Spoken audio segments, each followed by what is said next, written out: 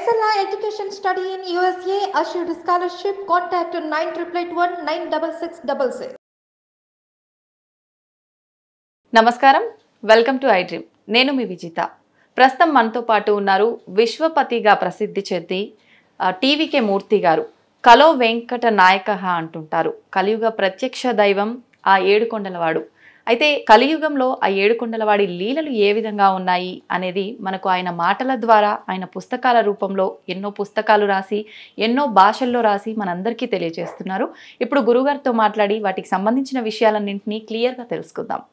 నమస్కారం గురుగారు. నమస్కారం తల్లి. ఎలా ఉన్నారు గురుగారు? ఫైన్ అమ్మా, చాలా సంతోషం మీతో మాట్లాడటం ఈరోజు. నా అదృష్టంగా నేను భావిస్తున్నా గురుగారు, మిమ్మల్ని కలవడం, మీతో మాట్లాడడం. సంతోషం, నాకు కూడా చాలా సంతోషం. గురుగారు, అసలు భగవంతుడు ఉన్నాడు లేడు అని వాదించే వాళ్ళు ఉన్నారు. ఉన్నాడు అని కొంతమంది, లేడు అని కొంతమంది. అసలు నిజంగా భగవంతుడు ఉన్నాడా గురుగారు? యాక్చువల్లీ దీనికి సమాధానం చెప్పే ముందు నేను ఒక చిన్న చెప్తాను తల్లి. మామూలుగా మనం ధర్మరాజు యక్ష ప్రశ్నలు అని వింటాం. ఓకే, అది చాలా ఫేమస్. మహాభారతంలో మనకి ధర్మరాజుని యక్షుడు కొన్ని క్వశ్చన్స్ అడుగుతాడు, వాటికి సమాధానాలు అవన్నీ కూడా చాలా ఇదిగా ఉంటాయి. అంటే ఇప్పుడు అన్నిటికంటే వేగమైంది ఏమిటి, ఇట్లా ఉంటాయి అన్నమాట. ఓకే, మనస్సు ఇట్లా. దాంట్లో చాలా విశిష్టమైన క్వశ్చన్ ఒకటి అంటారు దాంట్లో. అలా అడిగిన ప్రశ్నలు అన్నింటిలో కూడా అదేంటంటే, దాన్ని యక్షుడు అంటాడు, ఈ ప్రపంచంలో అన్నిటికంటే విచిత్రమైంది అసలు ఏమిటి అని.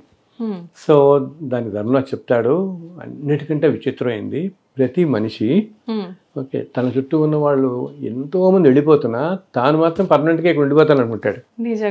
ఓకే, కంటి ఎదురకుండా ఎన్నో చూస్తున్నా కూడా తానేదో ఇక్కడే పర్మనెంట్గా ఈ భూమి మీద ఉండిపోతాడు అనుకుంటుంటాడు. అంతకు మించి విచిత్రమైంది ఇంకోటి లేదు అంటాడు.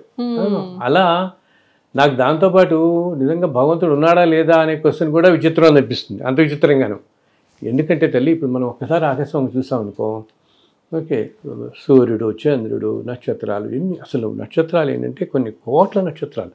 మనకి కనపడేది ఏంటంటే తల్లి, ఈ కాస్మాస్ మొత్తం యూనివర్స్లో ఒక సైడే మనం చూస్తాం. ఓకే, అసలు ఆల్మోస్ట్ ఒక 1/7 ఏదో అంటారు, మిగతా అసలు మనకు తెలియని కూడా కనపడదు అనమాట. ఇంత యూనివర్స్లో మనం చదువుతాం కదా, ప్లానెట్స్ ఈ కక్షల్లో తిరుగుతుంటాయి, భూమి, చంద్రుడు, సూర్యుడు, ఇవన్నీ కూడా కదా. సో సూర్యుడు చుట్టూ ఇవన్నీ మనం చదువుతుంటాం కదా. ఇన్ని స్టార్స్ కానీ, ఈ నక్షత్రాలు, సన్ను, మూన్, మన భూమి, ఇవన్నీ కూడా ఇన్ని కోట్ల సంవత్సరాలుగా ఇంత పక్క కూడా జరగకుండా తిరుగుతున్నాయి కదా. ఏది మరి, ఏ శక్తి వీటిని ఇలా కాపాడుతుంది, ఇలా ఉంచుతుంది? అసలు వీటన్నిటికీ మూలమైన శక్తి ఏదో ఉండబట్టే ఇప్పుడు మనం ఇక్కడ కూర్చుని సన్ కొంచెం టెంపరేచర్స్ లాగానే పెరిగింది, వేడి అనుకుంటాం. అటువంటిది సన్ కనుక కొంచెం ఒక డిగ్రీస్లో కొంచెం తగ్గినా, లేకపోతే 100 కిలోమీటర్స్ ముందుకు వచ్చినా అసలు భూమి మీద జీవరాశి ఉండలేదు. బట్ స్టిల్ ఇన్ని కోట్ల సంవత్సరాలుగా అన్ని ప్లానెట్స్, అన్ని గ్రహాలు, వాటి స్థితులు గతులు కానీ ఏమాత్రం తప్పకుండా అలాగే తిరుగుతున్నాయి, అలాగే ఉన్నాయంటే ఏ శక్తి వీటన్నిటికీ కారణం మనకి? అవునా? అలాగే అసలు ఎందుకు మన చుట్టూ నేచర్, ప్రకృతి, అసలు మొట్టమొదటి మానవుడు ప్రకృతిలోనే భగవంతుని చూసేవాడు. అందుకని మన భారతీయ సంప్రదాయాలు ఏంటి, మనం చెట్లని పూజిస్తాం, అన్నిటిని పూజిస్తాం కదా. ఇప్పటికీ కూడా ప్రతిదీ చెట్లు, ఎందుకు యానిమల్స్, పక్షులు, బర్డ్స్, ఒక్కొక్క పక్షిని ఒక్కొక్క దేవతకి వాహనంగా అనుకుంటాం ఇట్లా. సో ఈ మన సాంప్రదాయమే అలాగా, పక్షులు కానీ జంతువులు కానీ అనుకోవటం, మొక్కలు, పర్వతాల మీద ఉండే ఆలయాలు, ఇవన్నీ కూడా అంటే మన సాంప్రదాయమే అలా వస్తుంది. సో భగవంతుడు అనేది లేకపోతే అసలు మీరు చూడండి, ఒకప్పుడు బయటకు వెళ్ళి చూస్తే చిన్న బర్డ్స్ ఉంటాయి, ఎంత కలర్ఫుల్గా ఉంటాయి. నేచర్లో అసలు ఇన్ని రంగులు, ఇంత జీవరాశి ఇలా ఉందంటే భగవంతుడు లేకుండా సాధ్యపడుతుంది ఇదంతా. ఎంతో శక్తి. సైన్స్కి ఏంటంటే ఒక లిమిట్. ఇప్పుడు మనం సైన్స్తో మన వాళ్ళందరూ ఈ చంద్రగ్రహణం, సూర్యగ్రహణం ఇవన్నీ క్యాలిక్యులేట్ చెప్తున్నాయి. మరి లక్షల సంవత్సరాల క్రితమే ఎప్పుడో ఏ కంప్యూటర్ లేని కాలంలోనే మన వాళ్ళందరూ చెప్పేవాళ్ళు కదా, ఫలానా రోజు వస్తుంది, ఫలానా రోజు. అసలేంటి సూర్యోదయం ఎప్పుడు, సూర్యాస్తమయం ఎప్పుడు, టైమింగ్స్తో సహా చెప్పగలిగేవాళ్ళు. అంత గొప్ప శాస్త్రాలు ఇవన్నీ అనమాట. అండ్ భగవంతుడు ఉనికి మనం అసలు మన లైఫ్ చుట్టూతా ఎంతో డైవర్జ్గా చూస్తాం లైఫ్ కూడా కదా. అంటే చూడు, నువ్వు ఏదో బ్రహ్మాండంగా చదువుకుని ఒక లైన్లో బాగా పైకొద్దాం అనుకున్న మనిషి ఇంకో లైన్లో వెళ్ళిపోతాడు, ఆ లైన్లో పైకి వస్తాడు కదా. అండ్ ఇలా ఎంతో డైవర్జ్. కొంతమంది ఏమో నేను అసలు ఇండియా దాటి వెళ్ళను, లైఫ్ లాంగ్ ఇండియాలో ఉంటాం అంటున్నాడు, వాడు ఇప్పుడు అమెరికాలో సెటిల్ అయిపోతున్నాడు వెళ్ళిపోయి. అలా ఇలా ఎంతెంత డైవర్జ్ ఉందంటే, అండ్ మనుషుల ఆలోచనలు, మన ప్రభావం, అందరు మనుషులు ఒక తీరులో ఆలోచించారు కూడా కదా. సో ఇవన్నీ కూడా ఏంటంటే ఇది ఒక సుప్రీం పవర్. ఆ సుప్రీం పవర్ని ఒక్కొక్క రిలీజియన్లో ఒక్కొక్క పేరు పెట్టుకుంటారు వాళ్ళు. But there is some power which is controlling all this universe. అసలు లేకపోతే మనం ఇన్స్టెంట్గా, నువ్వు ఆలోచించి ఇన్స్టెంట్గా చంద్రుడు ఒక స్టార్ వెళ్ళిపోయి ఇంకో స్టార్ని తగిలింది అనుకో, వెళ్ళి కొట్టుకుంది అనుకో, అసలు నథింగ్ విల్ బి దేర్. ఆ స్టార్ వచ్చేసి మూన్ కొట్టుకుందాం, ఏదైనా ఆర్ సన్ కొంచెం ముందు జరిగినా, ఏది ఎక్కడికి లేకుండా పర్ఫెక్ట్ పొజిషన్స్లో అన్ని కక్షలు ఉన్నాయంటే ఎంత సుప్రీం శక్తి ఉండాలి అది కాపాడుతుంది. సో దాన్ని మనం భగవంతుడు అంటాం. అది సో ఏంటంటే ఏ రూపం లేని ఒక స్వరూపాన్ని ఊహించుకుని ధ్యానం చేయడం మనుషులకు కష్టం కాబట్టి అది ఒక్కొక్క దానికి ఒక్కొక్క రకాల సృష్టి స్థితి లయకారకుల్లాగా రకరకాల కార్యక్రమంలో రకరకాల రూపాల్లో మనం ఆరాధన చేస్తున్నాం. ఒక విగ్రహం అనేది ఉంటే కానీ మనకి ఆ కాన్సన్ట్రేషన్ రాదు కదా ఆరాధించడానికి మనకి. సో ఈ రూపంలో ఉంటారు అనుకుని చెప్పి మనం ఆరాధించుతాం. బట్ పవర్ అనేది ఉంది, దట్ ఈస్ ది. అందుకని మహానుభావులు ఏం చెప్పేటప్పుడు ఏమంటారు, అన్నిటికీ మించిన సుప్రీం ఫోర్స్ గైడ్ చేస్తుంది ఈ యూనివర్స్ మొత్తాన్ని, ఇట్లా ఉంచింది ఇలా ఉంటుంది. భగవంతుడు అనేవాడు ఉన్నాడు తప్పకుండా. వేరు వేరు రూపాల్లో ఉన్న భగవంతుడు ఒక్కడే అంటారా గురుగారు? అసలు సుప్రీం ఫోర్స్ అనేది మాత్రం సృష్టి మొత్తానికి కారణమైన సుప్రీం ఫోర్స్ మాత్రం ఒకటే ఫోర్స్. ఆ ఫోర్స్ యొక్క రకరకాల రూపాలే ఇవన్నీ మన దేవతలు అందరూ, మన దేవతలు అందరూ కూడా ఆ శక్తి యొక్క రూపాలు అన్నమాట. అయితే గురుగారు, ఇప్పుడు గ్రహాల స్థితిగతులు భగవంతుని ఆజ్ఞ ప్రకారంగా భగవంతుడు నడిపిస్తే నడుస్తున్నాయి. సేమ్ అలాగే మనమందరం కూడా కదా తను నడిపించినట్టుగానే నడుస్తున్నాం కదా. అయితే భగవంతుని ఎందుకు ప్రార్థించాలి గురుగారు? ముందే డిసైడ్ అయిపోయి ఉంటుంది కదా. రైట్ రైట్, మీరు కరెక్టే. సి భగవంతుడు ఒక విషయం తల్లి, భగవంతుడు ఏంటంటే ఎవరికి కూడా మనకి అటు భోగ భాగ్యాలని ఇచ్చేయడు, కష్టాలు పెట్టాడు. ఇదంతా మనం తెచ్చుకున్నదే.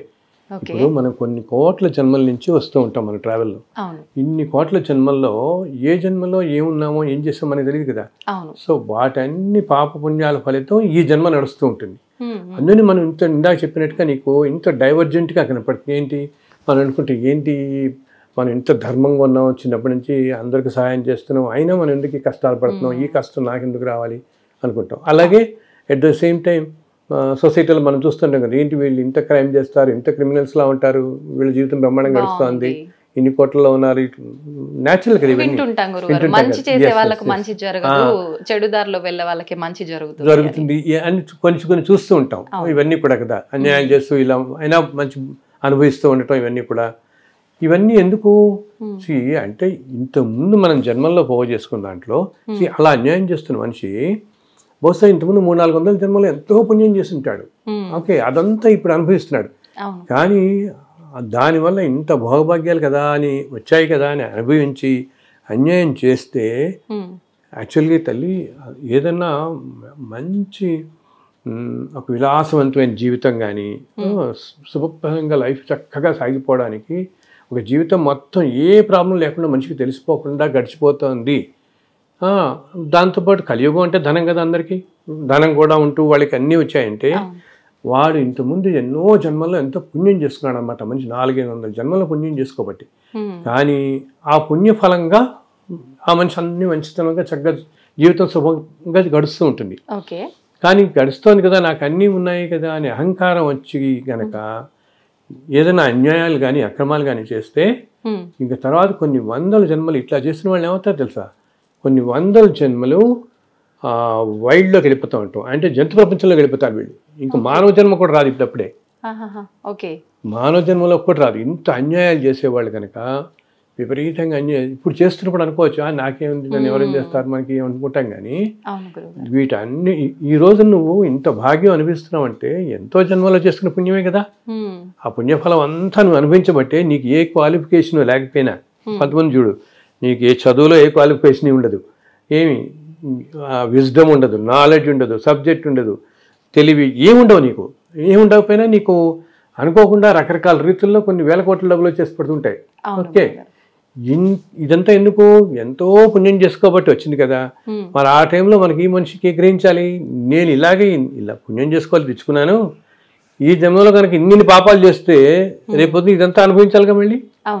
ఇప్పుడు ఎంత హయ్యెస్ట్ అనుభవిస్తున్నాడో పాపంలో కూడా అంత హయ్యెస్ట్ అనుభవించాల్సి వస్తుంది. నిజమే కదా. సో అంత అన్యాయాలు చేసేవాళ్ళు మామూలు వాళ్ళందరికీ ఏమవుతుందంటేనేమో మనం చేసుకున్న పుణ్య పాపాలు, ఇప్పుడు కలియుగం అంటాం మనం, కలియుగం స్టార్ట్ అయ్యి ఇప్పటికి 5120 సంవత్సరాలు ఏదో దగ్గర దగ్గర, మనం చదివి 2024 ఇది ఇంగ్లీష్ క్యాలెండర్ ప్రకారం. ఓకే, సో కలియుగం ముందు ద్వాపరయుగం, కృష్ణుడు మహాభారతం చదువుతాం కదా మనం, కృష్ణావతారం సమాప్తైన క్షణంలో కలియుగం స్టార్ట్ అయిపోయినట్టు. ఓకే, సో ఈ కలియుగం స్పాన్ వచ్చేసి 4,32,000 సంవత్సరాలు ఈ స్పాన్. మనం బిగినింగ్ ఆఫ్ ద బిగినింగ్లో ఉన్నాం. 5,120 అంటే అసలు 10,000 కూడా రాలేదు, ఇంకా ఇంకా ఇంకా బిగినింగ్లో చాలా ఉంది. దీని వెనకాలకి వెళ్ళాం అనుకో, వెనకాల ఏంటి? ద్వాపరయుగం అంటాం. ద్వాపరయుగం దీనికి డబల్ అనమాట, అంటే 8,64,000 సంవత్సరాలు. సో ఇంత వాటిల్లో మనం ఎన్నెన్ని జన్మలు ఎత్తుంటాం కదా, ఎన్నో వేల కోట్ల జన్మలు ఎత్తుకుంటూ ఇలా వస్తాం. ఏ జన్మలో ఉన్న ఏదో రుణాన్ని బట్టి మనం ఒకరి ఇంట్లో పుట్టడం, ఒక తల్లి తండ్రి కొడుకు వీళ్ళంతా అవటం. సో ఈ జన్మల్లో చేసుకున్న పుణ్యం వల్లనే ఇంతకుముందు జన్మల్లో చేసుకుని ఈ జన్మలో మనం అనుభవిస్తూ, మనం చేసుకున్న పుణ్యానికి మనకి హాయిగా మన పుట్ట తినడానికి తిండి, భోజనం, ఈ కట్టుకోవడానికి మంచి బట్టలు ఇవన్నీ వస్తాయి. వేరే పాపం చేస్తుంటాం కదా, దానికి ప్యారల్గా ఏదో అనారోగ్యాలు, ఏవో డిసప్పాయింట్మెంట్లు, మనకి ఏదో అనుకుంటాం అది కుదరకపోవచ్చు, ఈ పని అవ్వకపోవచ్చు, ఏవో కష్టాలు ప్యారల్గా రెండూ నడుస్తాయి మనుషులందరికీ. రెండు వెళ్తూ ఉంటాయి ప్రతి జన్మలోనూ కూడా. సో ఇలా అన్యాయాలు చేసేవాళ్ళు ఆ మాట అనుకోవాలి, నేను ఈరోజు ఇన్ని వేల కోట్ల సంపద తెచ్చుకుని ఇన్ని చేసుకుని చాలా సమాజంలో ఉన్నత పొజిషన్లో ఉన్నానంటే ఎంతో పుణ్యం చేసుకోబట్టి కదా. ఈరోజు నేను ఇన్ని అన్యాయాలు చేస్తామంటే మళ్ళీ కొన్ని వేల జన్మలో కష్టపడాల్సి వస్తుంది దానికి. అది కూడా ఏంటి, మామూలుగా కూడా కాదనమాట. నేను ఇలా విపరీతమైన ఇంకా ఏమంటాం, క్రిమినల్ యాక్టివిటీస్ కానీ ఇటువంటి వాటి అన్నిటికీ వెళ్ళే వాళ్ళకి అసలు జంతు ప్రపంచంలోకే వెళ్ళిపోతారని చెప్తున్నాను, శాస్త్రంలో చెప్తారు. ఇంకా మళ్ళీ మన మానవ జన్మ అన్నిటిలో కల్లా 84 లక్షల జీవకోటి ఇన్ని వీటిల్లో మానవ జన్మ అన్నిటికంటే ఉత్తమమైంది మనకి కదా. మానవ జన్మలోనే మనకి జ్ఞానం, అన్నీ ఉన్నాయి మనకి, మన మనస్సు, మన ఆలోచన అన్నీ కూడా. సో భగవంతుడు ఏంటంటే ఆయన అన్నీ చూస్తూ ఉంటాడు, అంతేకాని ఆయన ఎవరికి కష్టం పెట్టాడు, ఎవరికి భోగభాగ్యాలు, ఇవన్నీ మనం తెచ్చుకునేవే. ఓకే, అయితే ఏంటి, నువ్వు ఏదైనా విపరీతమైన మన కష్టాలు వచ్చినప్పుడు సాధారణంగా మనుషులు ఏంటంటే మరీ కష్టాలు వచ్చాయనుకో అనుకుంటాం, ఏంటి స్వామి నేను ఇంత పుణ్యాత్ముడిని, ఇంత ధర్మంగా ఉంటాను, ఇన్ని కష్టాలు పడే, అసలు నువ్వు లేవన్న భగవంతుడు లేడని ఇస్తారు కూడా అనేస్తారు, నిందిస్తూ ఉంటారు, నువ్వు ఉంటే ఇలా కష్టం పెడతావు నిజంగానే అనుకుంటారు. అలా అనుకున్న మనిషే ఆ క్షణంలో ఇంకోటి కూడా ఏమనుకోవాలి, నేను ఇప్పుడు ఈ మాత్రం 3 పూట్ల తిండి లభిస్తుంది కూడా ఆయనే కదా కారణం. అది కూడా లభించిన వాళ్ళని ఎంతమంది చూస్తాం మనం, ఎన్నెన్ని దేశాల్లోనో ఆఫ్రికన్ కంట్రీస్ అవన్నీ చూస్తే అసలు తినడానికి తిండి వారం రోజులకు ఓ రోజు కూడా వాడు తినడానికి ఉండదు వాడికి పాపం. అంత దీన పరిస్థితుల్లో మనకి ఇదంతా బాగా గడుస్తున్నప్పుడేమో నువ్వు ఉన్నావు, నువ్వు ఇచ్చావు అనుకోము, ఏదైనా కష్టం కానీ నాయన నువ్వే అన్ని కష్టాలు మమ్మల్ని పెడుతున్నావు, అసలు ఉన్నావా అని అడతాం ఆయన్ని, అంతే కదా. సో అందునే కష్టాలు వచ్చినప్పుడు కూడా భగవంతుని మనం ప్రార్థిస్తే వచ్చే ఫలితం మనకి ఏంటంటే ఈ కష్టాలు తట్టుకునే శక్తి వస్తుంది మనకి, ఈ కష్టాలు తగ్గిపో మనకి, మనం అనుభవించాల్సింది ప్రారంభ కర్మ అనేది ఎవరు తీసేయలేరు. ఓకే, ఎన్నో జన్మలో చేసుకునే కర్మ అందుకని మనం ఎంతో ధర్మాత్మలు కూడా మనకు కనపడే వాళ్ళు పాపం ఎన్నో కష్టాలు పాలవుతుంటారు, చూస్తున్నాం కదా మనం పాల్పడుతుంటాయి. ఎందుకో ఏదో జన్మలో ఈయన ఏదో చేసుకుని ఉంటాడు. అది కూడా ఏంటి, జస్ట్ నీ వెనకాల జన్మే కాదు, నేను ఎప్పుడో 1000 జన్మల క్రితం ఏదో చేసుకున్నాను అనుకో, అది ఇప్పుడు అనుభవానికి రావచ్చు. అర్థమైందా, ఈ జన్మలో మన అనుభవానికి రావచ్చు.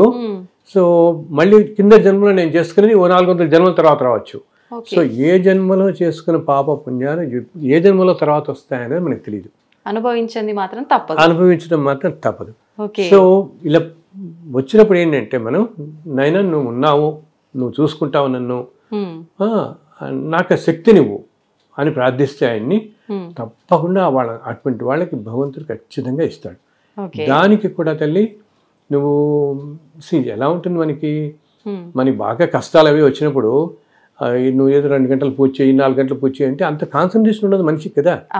ఓకే, సో జస్ట్ ఆయన మనసారా ప్రార్థిస్తే, ఆర్తితో ప్రార్థిస్తే, ఆయన ఎప్పుడు కూడా నాకు ఇది కావాలి, మీరు 10 లక్షలు పెట్టి యజ్ఞం చేయండి, లేదా యాగం చేయండి, రోజు నా కోసం మీరు చదవండి, ఆయన అట్లా ఎప్పుడు అనడు. ఓకే, మనం ధర్మంగా ఉంటూ మనం ఇప్పుడు మన కష్టాలు వచ్చినా ఇంకొకరిని నిందించక, ఇప్పుడు జనరల్ కష్టాలు అవగానే వాళ్ళు ఏమన్నా అంటారు నీ వల్ల నాకు కష్టం వచ్చింది, అతను ఏదో కారణభూతులు అవుతాడు కానీ ఈ కష్టం నీదే, నువ్వు అనుభవించాల్సింది కాబట్టి ఏదో రూపంలో ఎవరి ద్వారానో ఎవరితోనో వస్తుంది మనకి. కాబట్టి ఆయన మనం మనిషిని నిందించకూడదు. ఒక మనిషిని ఏదో అని ఇతని వల్లే నేను ఇలా అయిపోయాను, ఇలా చేసాము, అలా అసలు దేవుడే లేడు ఇట్లా అనకుండా, అయినా నువ్వు ఉన్నావు, నువ్వు మమ్మల్ని బయటపడేన ఆర్తి అంటాం చూసావు మనం, ఆ ఆర్తితో కనుక ఆయన్ని సింప్లీ వేడుకుంటే చాలు. రోజు ఒక్క నమస్కారం పెట్టి స్వామి నాకు ఇవన్నీ తట్టుకునే శక్తి నాకు ఇవ్వు, తొందరగా బయటపడాయి అని సింపుల్ ప్రార్థన చేసిన అసలు ఆయనే చెప్తాడు ఒక చోట, కలియుగంలో కేవలం నా నామస్మరణకే ఇంతకుముందు యుగాల్లో తపస్సుకి యజ్ఞయాగాదులకి ఇచ్చేంత ఫలితం నా నామాన్ని స్మరిస్తే చాలిస్తానంటాడు. అంత ఈక్వల్ ఫలితం. సో బికాజ్ ఆయనకు అప్పుడే తెలుసు కలియుగం వచ్చే టైంకి వీళ్ళెవరికి టైం ఉండదు అంతా ఇవన్నీ చేసేంత భగవంతుడే మనకు ఆప్షన్స్ ఇస్తాడు, ఆప్షన్స్ ఇచ్చాడు. సో కష్టాలు వచ్చినప్పుడు ఇలా నేను నువ్వు ఉన్నావు, నువ్వు మమ్మల్ని బయటపడేస్తావు అని మనం ధర్మంగా ఉంటే తప్పకుండా ఆ కష్టాలను తట్టుకునే శక్తి ఇస్తారు మనకి. అండ్ తొందరగా తగ్గుతాయి, వాటి తీవ్రత తగ్గుతుంది, ఏదైనా తీవ్రత తగ్గుతుంది, తొందరగా బయటపడగలుగుతాం.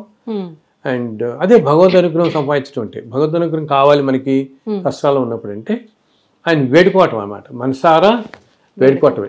వేడుకుంటూ మనం ధర్మంగా ఉండాలి. మనం గబుక్కుని మనకి ఇలా చేయండి కదా అని మనం ఇంకే కొంతమంది చాలామంది ఏంటంటే జనరల్ మనుషుల నేచర్ ఎట్లా ఉంటుందంటే మనకి ఏదైనా కష్టం కలగానే వాళ్ళు వీడికి ఎందుకు కష్టం కలగకూడదు అనుకుంటాడు ఇంకోటికి. It is natural human tendency కదా. అటువంటి వాటికి వెళ్ళకుండా అన్నిటినీ సంయమనంతో తీసుకుంటూ మనం ధర్మంగా ఉంటూ ఏదో పూర్వజన్మలో చేసుకొని నేను ఇప్పుడు అనుభవిస్తున్నాను స్వామి తట్టుకునే శక్తి నాకు ఇవ్వు అంటే తప్పకుండా ఇస్తాడు. బికాస్ నేను అందరితో చెప్తాను he's the kindest of all అంట. ఓకే, భగవంతుడు.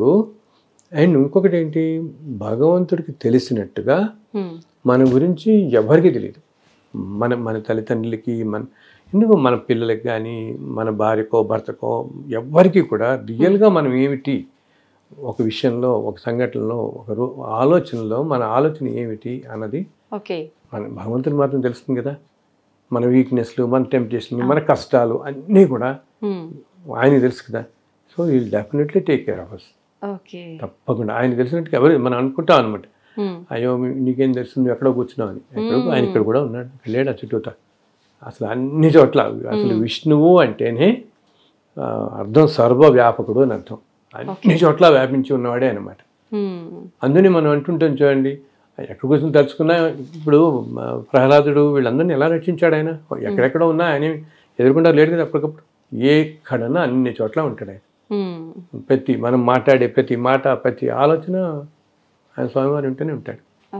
అది మనం ఒక వెంకటేశ్వరం అనుకోని, కృష్ణుడు అనుకోని, అమ్మవారు అనుకోని, ఏదైనా రూపాలు ఏదైనా అవని ఆ శక్తి ఎవరు ఏ రూపంగా కొలుస్తున్నారు. అయితే గురువు గారు ఇప్పుడు ఇంతకు ముందు కాలంలో అంటే ఇంత పాప పుణ్యాలు లేవు, అంత న్యాయబద్ధంగా నడిచింది. ఒకప్పుడు మీరు అన్నట్టుగా ద్వాపర యుగం అలా. ఇప్పుడు ఇది కలియుగం కదా, కలియుగంలో పాప పుణ్యాలు ఎక్కువైపోయాయి. ఇప్పుడు ఈ కలియుగంలో భగవంతుడి దర్శనము, మనం కోరుకున్న వెంటనే భగవంతుడి అనుగ్రహము, ఇవన్నీ సాధ్యపడతాయి అంటారా? అవుతాయి తల్లి, తప్పకుండా అవుతాయి. చెప్పాను కదా ఇందాక నేను అన్నట్టు, మనం అంత ఆర్తితో కలిసి మనం ధర్మంగా ఉంటే తప్పకుండా. ఒకటి ఏంటంటే మామూలుగా కూడా మనం ఇలాగా ఏమంటాం, మనం ఇప్పుడిప్పుడు కథల్లో చదువుతుంటాం చూడు, పాతకాలంలో ఎవరో రాక్షసులు ఉండేవాడు, జనాలందరినీ హింసించేవాడు, వింటుంటాం కదా. ఆ కాలంలో చాలా ప్రజలందరూ చాలా కష్టాలు పడ్డారని చదువుతూ ఉంటాం కదా. అలా ఎందుకు మన హిస్టరీ బుక్స్ లోనే కొంచెం వెనకెళ్తే 400-500 ఏళ్ళ క్రితం ఎవరో రాజు పరిపాలించాడు, అప్పుడంతా దేశం అంతా చాలా దారుణంగా ఉండేది, దండయాత్రలు జరిగాయి, ఇలా జరిగాయి, అవన్నీ వింటుంటాం కదా రకరకాల. లేకపోతే ఆ పరిపాలించిన రాజు చాలా దుష్టుడు, ఇట్లా వింటుంటాం కదా. సో ఏంటంటే ధర్మం కూడా ఈ సైకిల్లో లైఫ్ ఇలా పెడుతున్నప్పుడు కొంచెం ఒక్కోసారి చాలా తగ్గిపోతుంటుంది. ఎప్పుడైతే ధర్మం అనేది బయట జనరల్ సొసైటీలో నీకు తగ్గుతూ వస్తుందో అప్పుడు ఏమవుతుందంటే మనుషులందరూ ఇందాక నేను చెప్పాను చూడు, పాత జన్మల్లో మనం అన్ని పడుతూ ఉంటామని. ఓకే, మామూలు సామాన్యం వాళ్ళందరికీ కూడా ధర్మం తగ్గిపోయినప్పుడు 2 థింగ్స్ అవుతాయి ఇప్పుడు ప్రపంచంలో. ఏంటి, జనంలో కనుక ధర్మం బాగా తగ్గిపోయి ఇప్పుడు చూస్తున్నాం మనం. ఒకప్పుడు ఏదో కొంతమంది అధికారులు కానీ ఎవరన్నా అక్కడక్కడ చాలా అధర్మంగా ఉన్నారని మనం చూసేవాళ్ళం. వేరే ఇప్పుడు అన్ని సంస్థల్లోనూ అన్ని స్పియర్స్ ఆఫ్ లైఫ్లోనూ వచ్చేసింది కదా అధర్మం అనేది. మంచి వాళ్ళనే వెతకడం కష్టమైపోయింది. అన్ని చోట్ల అన్యాయం, ఇది అదొక రూల్ ఆఫ్ ద డే లాగా అయిపోయింది పూర్తిగా. అది ప్రతి చోట ఎందుకు ప్రతి వాళ్ళకి తాపత్రయం, ఏదో మనం ఇక్కడ ఉండిపోదాం, ఏదో అన్ని చోట్ల ఇంకో 1000 ఇక్కడ ఉండిపోతాం అనుకుంటారు ప్రతి మనిషి. ఇంకో 1000 ఇక్కడ ఉండిపోదాం కాబట్టి అందులో 10,000 కూడా సంపాదించేయాలని. వాళ్ళు ఉండేది 60-70 ఏళ్ళ జీవితానికి ఏమిటి. అండ్ ఇంత తాపత్రయం నేను అందరితో చెప్తాను, ఎందుకంటే ఇంత తాపత్రయ పెడతారు మీరు 200 కోట్లు 300 కోట్లు అని. మీరు ఇంత తాపత్రయ పడిన తర్వాత నెక్స్ట్ మీ జనరేషన్లో ఏదో 4వ జనరేషన్లో వచ్చేవాడు ఇది మొత్తం క్లియర్ చేసేస్తాడు. వీడు ఇంత కష్టపడి ఇంత అన్యాయాలు చేసి సంపాదించిన డబ్బు అనేది ఎందుకు ఏం చూసుకోడు కదా. ఇంకా దానివల్ల లేని పాపం మూడు కట్టుకుని నెక్స్ట్ జనరేషన్స్ పెడుతుంది ఆ పాపం. అంతే కదా, పిల్లలు నెక్స్ట్ జనరేషన్స్ వాళ్ళకి ఈ పాప ఫలితం అంతా పడుతుంది అనవసరంగా.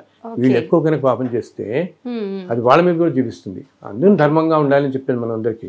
సో భగవంతుడు ఇప్పుడేంటి, ఎప్పుడైతే సొసైటీలోనే ధర్మం అనేది లేదో ఈ మధ్య చాలా తగ్గిపోతూ చూస్తున్నాను. 4-5 ఏళ్ల నుంచి అలా పడిపోతుంది కదా.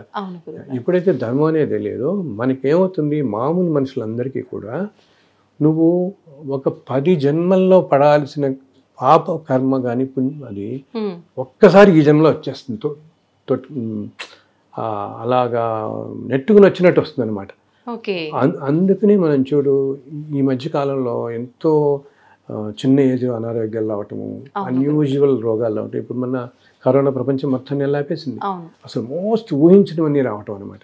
ఇదంతా ఎందుకు జరుగుతుంది, ధర్మం లేనప్పుడు నేచర్ సరిగా ఉండదు, డిస్టర్బ్ అయిపోతుంది నేచరు, అస్సలు డిస్టర్బ్ అయిపోయి నేచరు. రెండోది మనము అనుభవించాల్సిన పాపపుణ్యాలు ఉంటాయి, ఇవన్నీ కూడా ఒక 10 జన్మలు 20 జన్మలు అనుభవించాల్సింది ఇప్పుడు వచ్చేస్తుంది మనకి, ఒక్కసారి వచ్చి పడుతుంది. అక్కడితో మనుషులు అందుకని ఈ రోజుల్లో ఇంత కష్టాలు పడుతున్నారు. ప్రస్తుతం సొసైటీలో చూస్తే ఏ ఫీల్డ్లో ఉన్నా చూడు నువ్వు, ఎంతో మంచిగా ఉన్న వాళ్ళు కూడా కష్టాలు పడుతున్నారు. చూస్తున్నాం కదా మనం చాలా మందిని. బికాస్ నేను చెప్పాను, ఇప్పుడు నువ్వు ఒక జన్మలో పడుతుంటే ఓకే కొన్నాళ్ళు పడతావు అనుకుంటా, 10 జన్మల్లో ఒకేసారి తోసుకొస్తే ఇంకా కష్టమే అన్నట్టుగా కోలుకోలేని అటువంటి కష్టాలు చూస్తున్నాం మనం. మన చుట్టుపక్కల మన కొలీగ్స్లో కానీ మన తెలిసిన వాళ్ళలో కానీ ఏంటి ఇన్ని కష్టాలు వచ్చిపడ్డాయి మనిషి కానీ. ఎందుకు, బయట ధర్మమే లేనప్పుడు ఇలా వస్తుంది.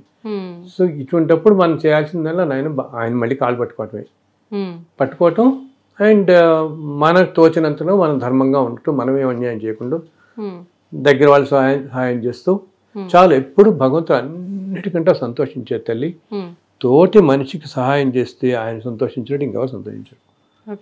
నీ పక్క మనిషికి నీకు తోచినంత సహాయం అనేది డబ్బే ఇవ్వక్కర్లేదు. ఏదైనా కష్టాలు ఉన్నప్పుడు 4 మంచి మాటలు చెప్పచ్చు, వాళ్ళకి కొంచెం సాంత్వన కలిగేలా చేయొచ్చు, నీకు తోచిన దాంట్లో నువ్వు చిన్న సహాయం చేయొచ్చు. బికాజ్ ఒక మనిషి అందుకని మనం అంటారు, మన వాళ్ళందరూ చిన్నప్పటి నుంచి మానవ సేవే మానవ సేవ అంటారు చూడు. బికాజ్ ప్రతి మనిషిలోనూ మాధుడు ఉంటాడు కదా, భగవంతుడు ఉంటాడు కాబట్టి అట్లా. సో ఆయన వేడుకుంటే ఆ తట్టుకునే శక్తి మనకు వస్తుంది అనమాట. గురుగారు, ధర్మం అంటున్నాం కదా, నిజంగా ధర్మం అంటే ఏంటి? ధర్మ మార్గంలో నడవాలంటే మనం ఏం చేయాల్సి ఉంటుంది? అందరూ అనుకుంటారు తల్లి ధర్మం అంటే అది చాలా కష్టం, అమ్మో వీళ్ళంతా చాలా పెద్ద పెద్ద వాళ్ళందరూ చెప్తారు ధర్మం అని చెప్పి తెల్లారులేస్తే ప్రవచనాల్లో చెప్తారు, మహానుభావులు అంతా ధర్మంగా ఉండండి అంటారు. అమ్మో ఇది మళ్ళంటే వాళ్ళకి సాధ్యపడుతుంది. బట్ అసలు నన్ను నడిచే ప్రపంచంలో అన్నిటికంటే తేలికైంది ధర్మాన్ని ఆచరించడమే. దానికి నీకు క్వాలిఫికేషన్స్ అక్కర్లేదు, పొజిషన్స్ అక్కర్లేదు, డబ్బు అక్కర్లేదు, మనుషులు అక్కర్లేదు, ఏ ఇన్స్ట్రుమెంట్స్ అక్కర్లేదు, ఏం అక్కర్లేదు, మన మనస్సు ప్యూర్గా ఉంచుకుంటే చాలు.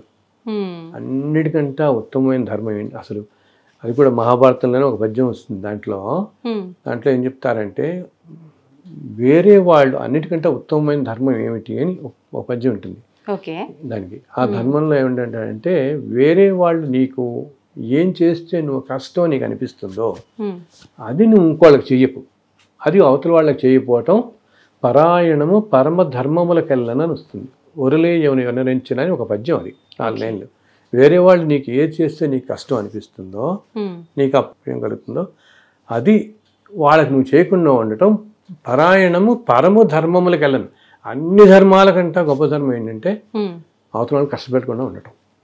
సో సింపుల్, మనమంతా అంటే సింపుల్ లివింగ్ అని, హంబుల్ లివింగ్ అని, సింపుల్ ఏదొచ్చినా ఇది నేను గొప్ప, నేను చేశాను, నేను ఏదో సాధించడం వల్ల నాకు ఈ పదవి వచ్చింది, నాకు ఇంత డబ్బులు వచ్చాయి, ఇంత పేరు వచ్చింది, ఇన్ని వచ్చింది.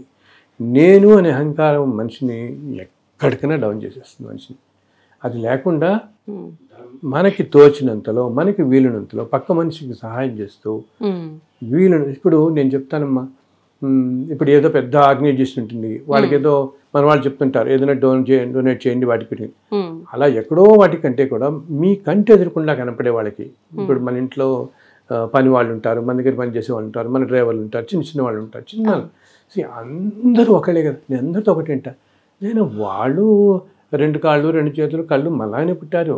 ఓకే, కేవలం నువ్వు ఎక్కడ పుట్టావు అన్నదే నీ జీవితం నిర్ణయించబడుతుంది. ఎందుకు నిర్ణయించబడుతుంది? పూర్వజన్మల కర్మఫలంగా. సో పాపం వాళ్ళకి పూర్వజన్మ కర్మఫలంగా వాళ్ళు అలా ఉన్నారు, నీ పూర్వజన్మ కర్మఫలంగా నువ్వు ఇలా ఉన్నావు. ఉన్నప్పుడు నువ్వేం చేయాలి?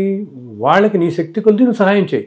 బికాస్ రేపు పొద్దున్న నువ్వు ఇంతకంటే అధీనంగా వెళ్ళొచ్చు. వాళ్ళని చూసి నువ్వు యాలిపడుతున్నావు, కానీ ఇంతకంటే అధీన పరిస్థితిలో ముందుకెళ్తావేమో, ఇంతకుముందు జన్మల్లో ఆరు వెనక జన్మల్లో ఉన్నావో, ముందు ఇంకా వెళ్ళొచ్చు. అందుకని మనకున్న దాంట్లో తోటి మనిషికి కనుక మన దగ్గర వాళ్ళకి, ఎక్కడో అక్కడ మన దగ్గర వాళ్ళకి సహాయం చేస్తే అది కాపాడినంత ఏది కాపాడదమ్మా. నేను ఇన్ని 15-20 సంవత్సరాల ఈ ట్రావెల్లో ఎంతో మందిని నేను చూశాను.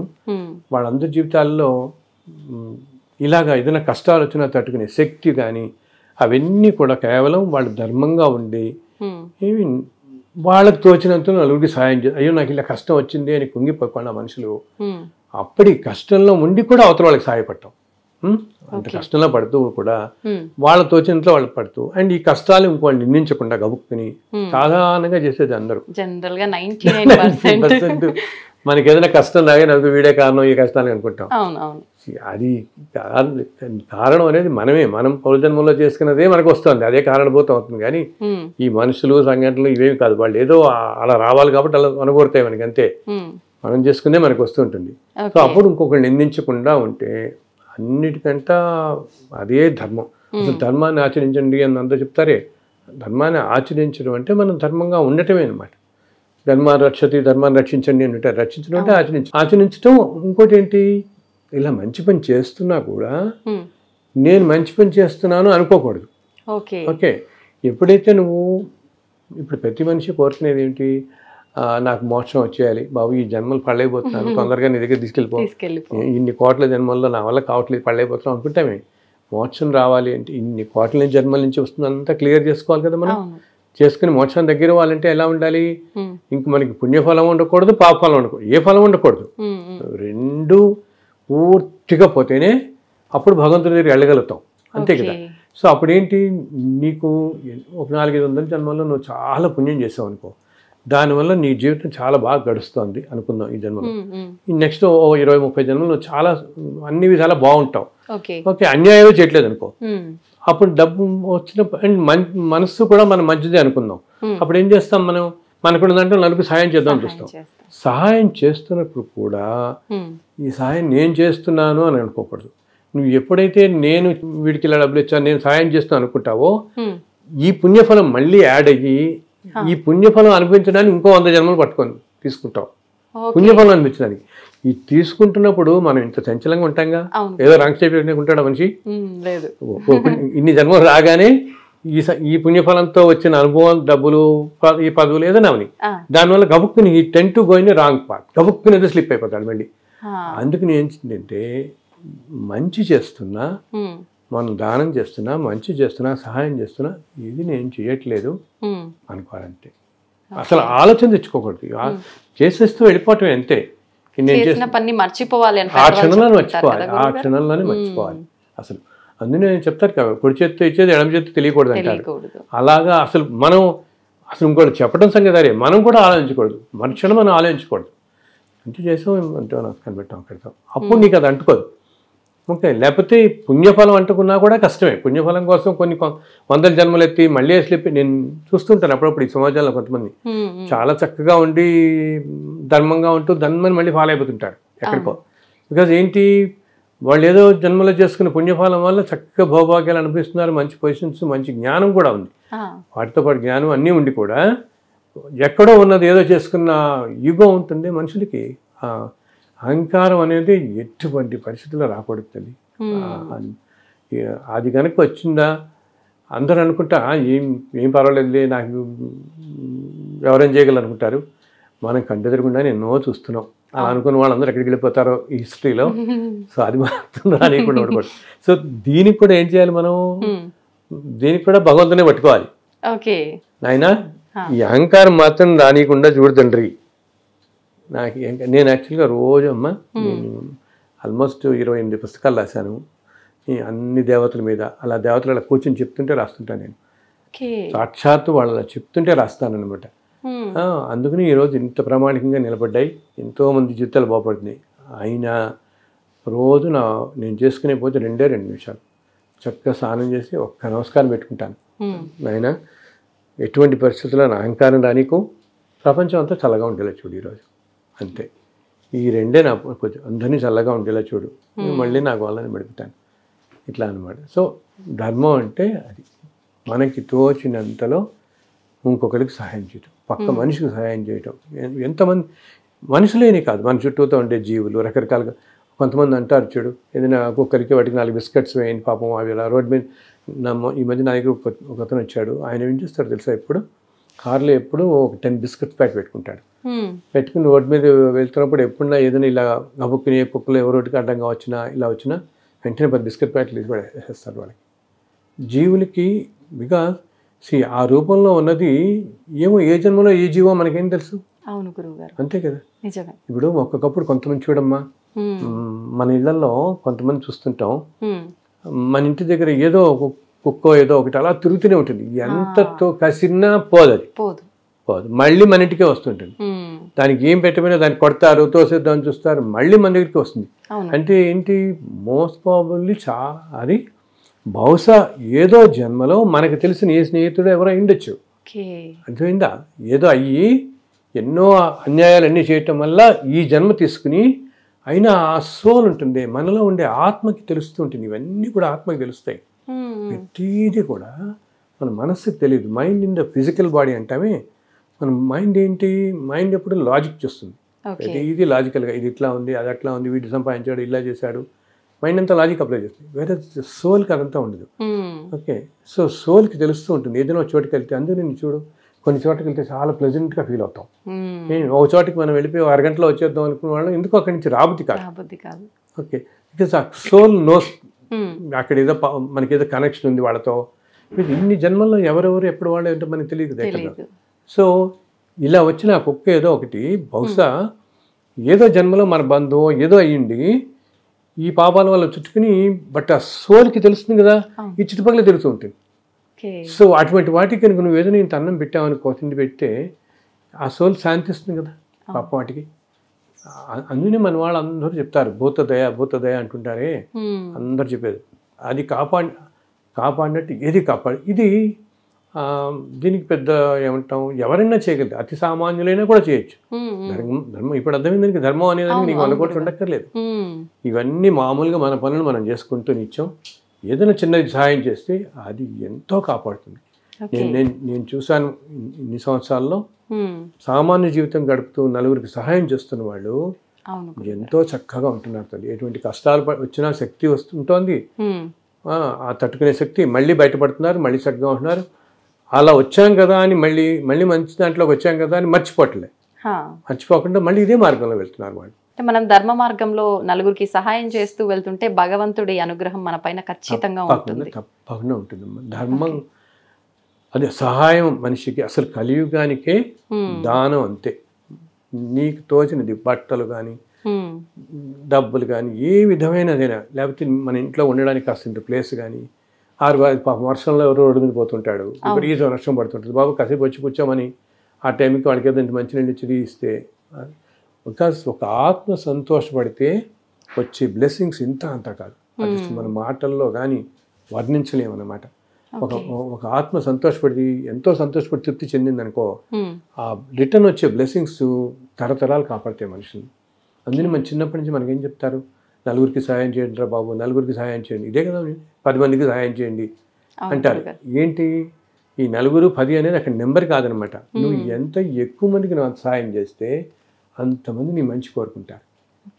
ఓకే, అది కూడా ఏంటి, వాళ్ళు చెప్పకపోవచ్చు అందరికీ వెంటనే మేము వల్ల బాగున్నామండి మేము అని చెప్పేంత మనసు, టైము, వీలు ఏమి ఉండకపోవచ్చు. కానీ ఆ సోల్ చాలా సంతోషపడుతుంది కదా, ఆత్మహత్య చాలా సంతోషపడుతుంది కదా. నన్ను ఆదుకుని ఇప్పుడు మనం అనుకో, మనకి ఎవరన్నా గబుక్కుని ఏదైనా మంచి పని చేస్తే భగవంతుడు ఉన్నాడు, నిజంగా భగవంతుడు ఈ రూపంలో వచ్చాడు అంతే కదా. అలా ఆ సోల్ అనుకుంటుంది. ఆ సోల్ బ్లెస్సింగ్స్ చాలా కాపాడతాయి మనల్ని, చాలా కాపాడతాయి అన్నమాట. అయితే గురువు గారు, మీరు రాసిన పుస్తకాల్లో ఎక్కువగా వెంకటేశ్వర స్వామి వ్రతకల్పం బాగా ప్రసిద్ధి చెందింది. మీరు మొత్తం 28 పుస్తకాలు రాశారని విన్నాను. 12 భాషల్లోనో ఏమో రాశారని కూడా విన్నాను గురుగారు, నిజమేనండి? అది 12 భాషల్లో వచ్చాయా? అంటే భాషల్లో రావటం అంటే తల్లి, నేను ఆల్మోస్ట్ ఒక 32 పుస్తకాల దాకా రాసినట్టున్నా ఇప్పుడు నేను. ఓకే, సో దాంట్లో 18 పుస్తకాలు 28 బుక్స్ రాశాను. సో వీటిల్లో 18 పుస్తకాలు స్వామివారి మీద రాసినవి. ఓకే, దాంట్లో ఈ వెంకటేశ్వర వ్రతకల్పం అనేది 2005లో నేను రాశాను. 2005లో. అది ఏంటంటే నాకు యాక్చువల్గా నేను ఇంజనీరింగ్ చేశాను. ఇంజనీరింగ్ చేసి కొన్నాళ్ళు ఇంజనీరింగ్ కాలేజీలో వర్క్ చేశాను.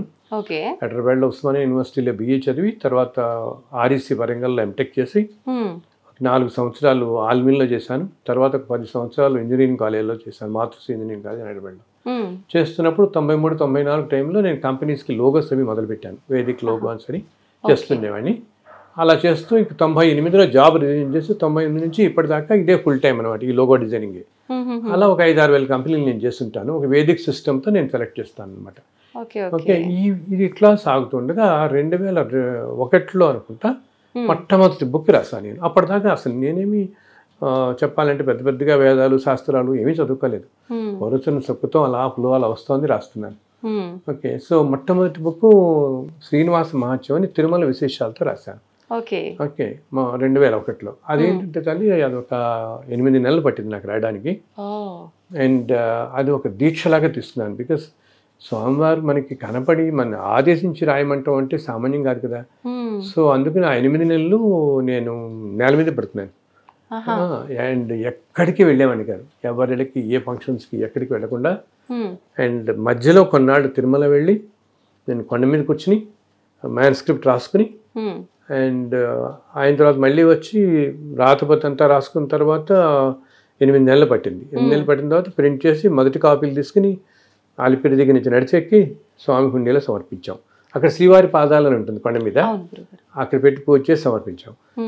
అంతా ఫ్రీగా అయిపోవటమే. తర్వాత అలా ఇస్తూ తర్వాత 2005 దాకా మళ్ళీ ఏం రాలేదు నేను. 2005లో మళ్ళీ ఒకసారి స్వామివారి ఇలా నాకు కల్లో కనపడి, నాయన ఒకసారి నువ్వు తిరుమల రా, నేను నీకు ఒక వ్రతం ఒకటి నేను చెప్తాను నీకు.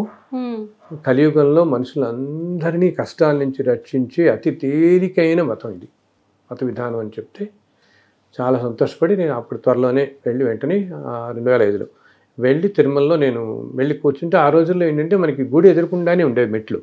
ఇప్పుడు అంతా వెయ్యికాళ్ళ మండపం అంతా పడగొట్టేసి వెనక్కంటే వెళ్ళిపోయింది. ఆ మెట్ల మీద నేను సాయంత్రం ఒక రోజు ఇలా కూర్చున్నాను తల్లి. వెళ్ళినప్పుడు కూర్చుంటే నాకు ఒక్కసారి అప్పుడు మనకి మెట్ల మీద కూర్చుంటే ఎదురుకుండా గుడి అంతా కనపడుతూ ఉంటుంది. అప్పుడు ధ్వజస్తంభం అన్నీ కనపడేవి ఎదురుకుండా. కింద అలా ఊంజల్ సేవన అవుతుంటుంది సాయంత్రం అప్పుడు కదా, శ్రీదేవి భూదేవితో చూస్తాం కదా, ఆ సేవ అవుతుంటుంది. ఇలా కూర్చున్నాను అనమాట. సహస్రదీపాలంకరణ అంటున్నాం ఇప్పుడు మనం, శ్రీదేవి భూదేవిని తీసుకొచ్చి చేస్తారు కదా. సో ఇలా నేను కూర్చున్నాను. కూర్చుంటే ఆయన ఒక్కసారిగా పెద్ద వెలుగులాగా అనిపించి నాకు ఇంకా అక్కడ ఏమీ నాకంటే కనపడలేదు. ఆ ఆలయం కానీ ఆ పరిసరాలు కానీ ఏమీ కనపడకుండా అసలు ఆలయం వెనకాల మొత్తం ఆకాశం అంతా వ్యాపించినట్టుగా ఒక విశ్వరూపంలో కనపడ్డాడు భగవంతుడు నాకు. అందరు దేవతల రూపాలు, అన్ని దేవతల రూపాలు అలా కనపడి అసలు నాకు ఎవరి మాటలు ఇప్పుడు మనం ఎట్లా మీద కూర్చుంటే మన పక్కన చాలా మంది వెళ్తారు కదా, నాకు ఏమీ తెలియలేదు. సో అప్పుడు ఆయన అలా కనపడినప్పుడు ఆయన అప్పుడు నాకు చెప్పాడు. ఆ చెప్పింది నేను, నా దగ్గర ఒక పేపర్ ఏం లేదు, ఏదో నేను సమ్ టికెట్స్ ఏవో ఉన్నట్టున్నాయి, దాని వెనకాల వైట్ పేపర్ ఉంటుంది కదా, దాని మీద నేను రాసుకున్నాను. ఆయన చెప్తున్నారు ఏం చెప్తున్నారని. అప్పుడు దాంట్లో ఆయన చెప్తాడు, నాయన ఇది వెంకటేశ్వర వతకల్పం అని చెప్పి కలియుగాంతం దాకా ఇలా ఉండిపోతుంది, యుగ యుగాల దాకా ఉంటుంది ఇది. ఇది 2 విధాలుగా చేసుకోవచ్చు. మొదటిది భగవాన్ ఉవాచ, మొదటి అధ్యాయం నేను చెప్తాను నీకు. తర్వాత 4 అధ్యాయాలు 4 మహర్షులు చెప్తారు నీకు కథలు. అమ్మా అంటే ఆ మహర్షుల పేర్లు కూడా మీకు భగవంతుడు చెప్పాడు, ఈ మహర్షులు నలుగురు చెప్తారని దాంట్లో ఉంటుంది కథల్లో. 4. సో మొదటిది భగవాన్ అని ఆయన చెప్తాడు. ఇది 5 కథలతో ఉంటుంది. ఇది మీరు మామూలుగా సత్యనామతం లాగా కలసం పెట్టుకుని నవగ్రహం ఇవన్నీ చేసుకుని ఒక మొదటి పద్ధతి చేసుకోవడానికి 2 పద్ధతులుగా చేసుకోవచ్చు. ఇది రెండో పద్ధతి ఏంటి, ఏ రోజైనా కూడా అసలు ఏ నియమనిష్టలు ఉపవాసాలు కులం గోత్రం ఏమీ సంబంధం లేదు. ఏ రోజైనా ఏ సమయంలో అయినా సరే ఈ 5 కథలు కేవలం కథలు చదువుకుని నాకు ఉన్న చోట నుంచి ఒక్క నమస్కారం పెట్టినా రెండిటికి సమాన ఫలితం ఇస్తాను అంటున్నాను, 2 విధాలకి. సో 2వ విధం అంతే చాలా తేలిక కదా, జస్ట్ కథలు చదువుకోవటం నమస్కారం పెట్టడం. కులం కానీ గోత్రం కానీ నియమనిష్టలు ఉపవాసాలు ఏ రెస్ట్రిక్షన్స్ లేవు. అది ఎప్పుడు 2005లో జరిగింది. ఇది మనం 24కి వచ్చాం కదా ఇప్పుడు. సో అది చెప్పగానే నేను రాసుకుని మొదటి కథ అంతా ఆయన చెప్పాడు కదా విధానం అంతా. తర్వాత ఇంటికి వచ్చిన తర్వాత నేను తెల్లవారుజామున రూమ్లో కూర్చొని రాసుకుని ఉంటే అలా 4 మహర్షులు ఒక్కొక్క రోజు ఒక్కొక్క మనిషి నాకంటే ఎదుర్కొంటే అలా ప్రత్యక్షమయ్యేవాడు. నేను కళ్ళు మూసుకోవటం, నాకు ఏం వినపడుతోందో నేను రాశాను. ఆ మహర్షులు అలా చెప్తుంటే భరద్వాజుడు, విశ్వామిత్రుడు, అత్రి, వశిష్ఠుడు 4 మహర్షులు అనమాట. ఒక్కొక్క మహర్షి చెప్తుంటే అలా రాసుకుంటూ వెళ్ళిపోయాను ఆ కథ.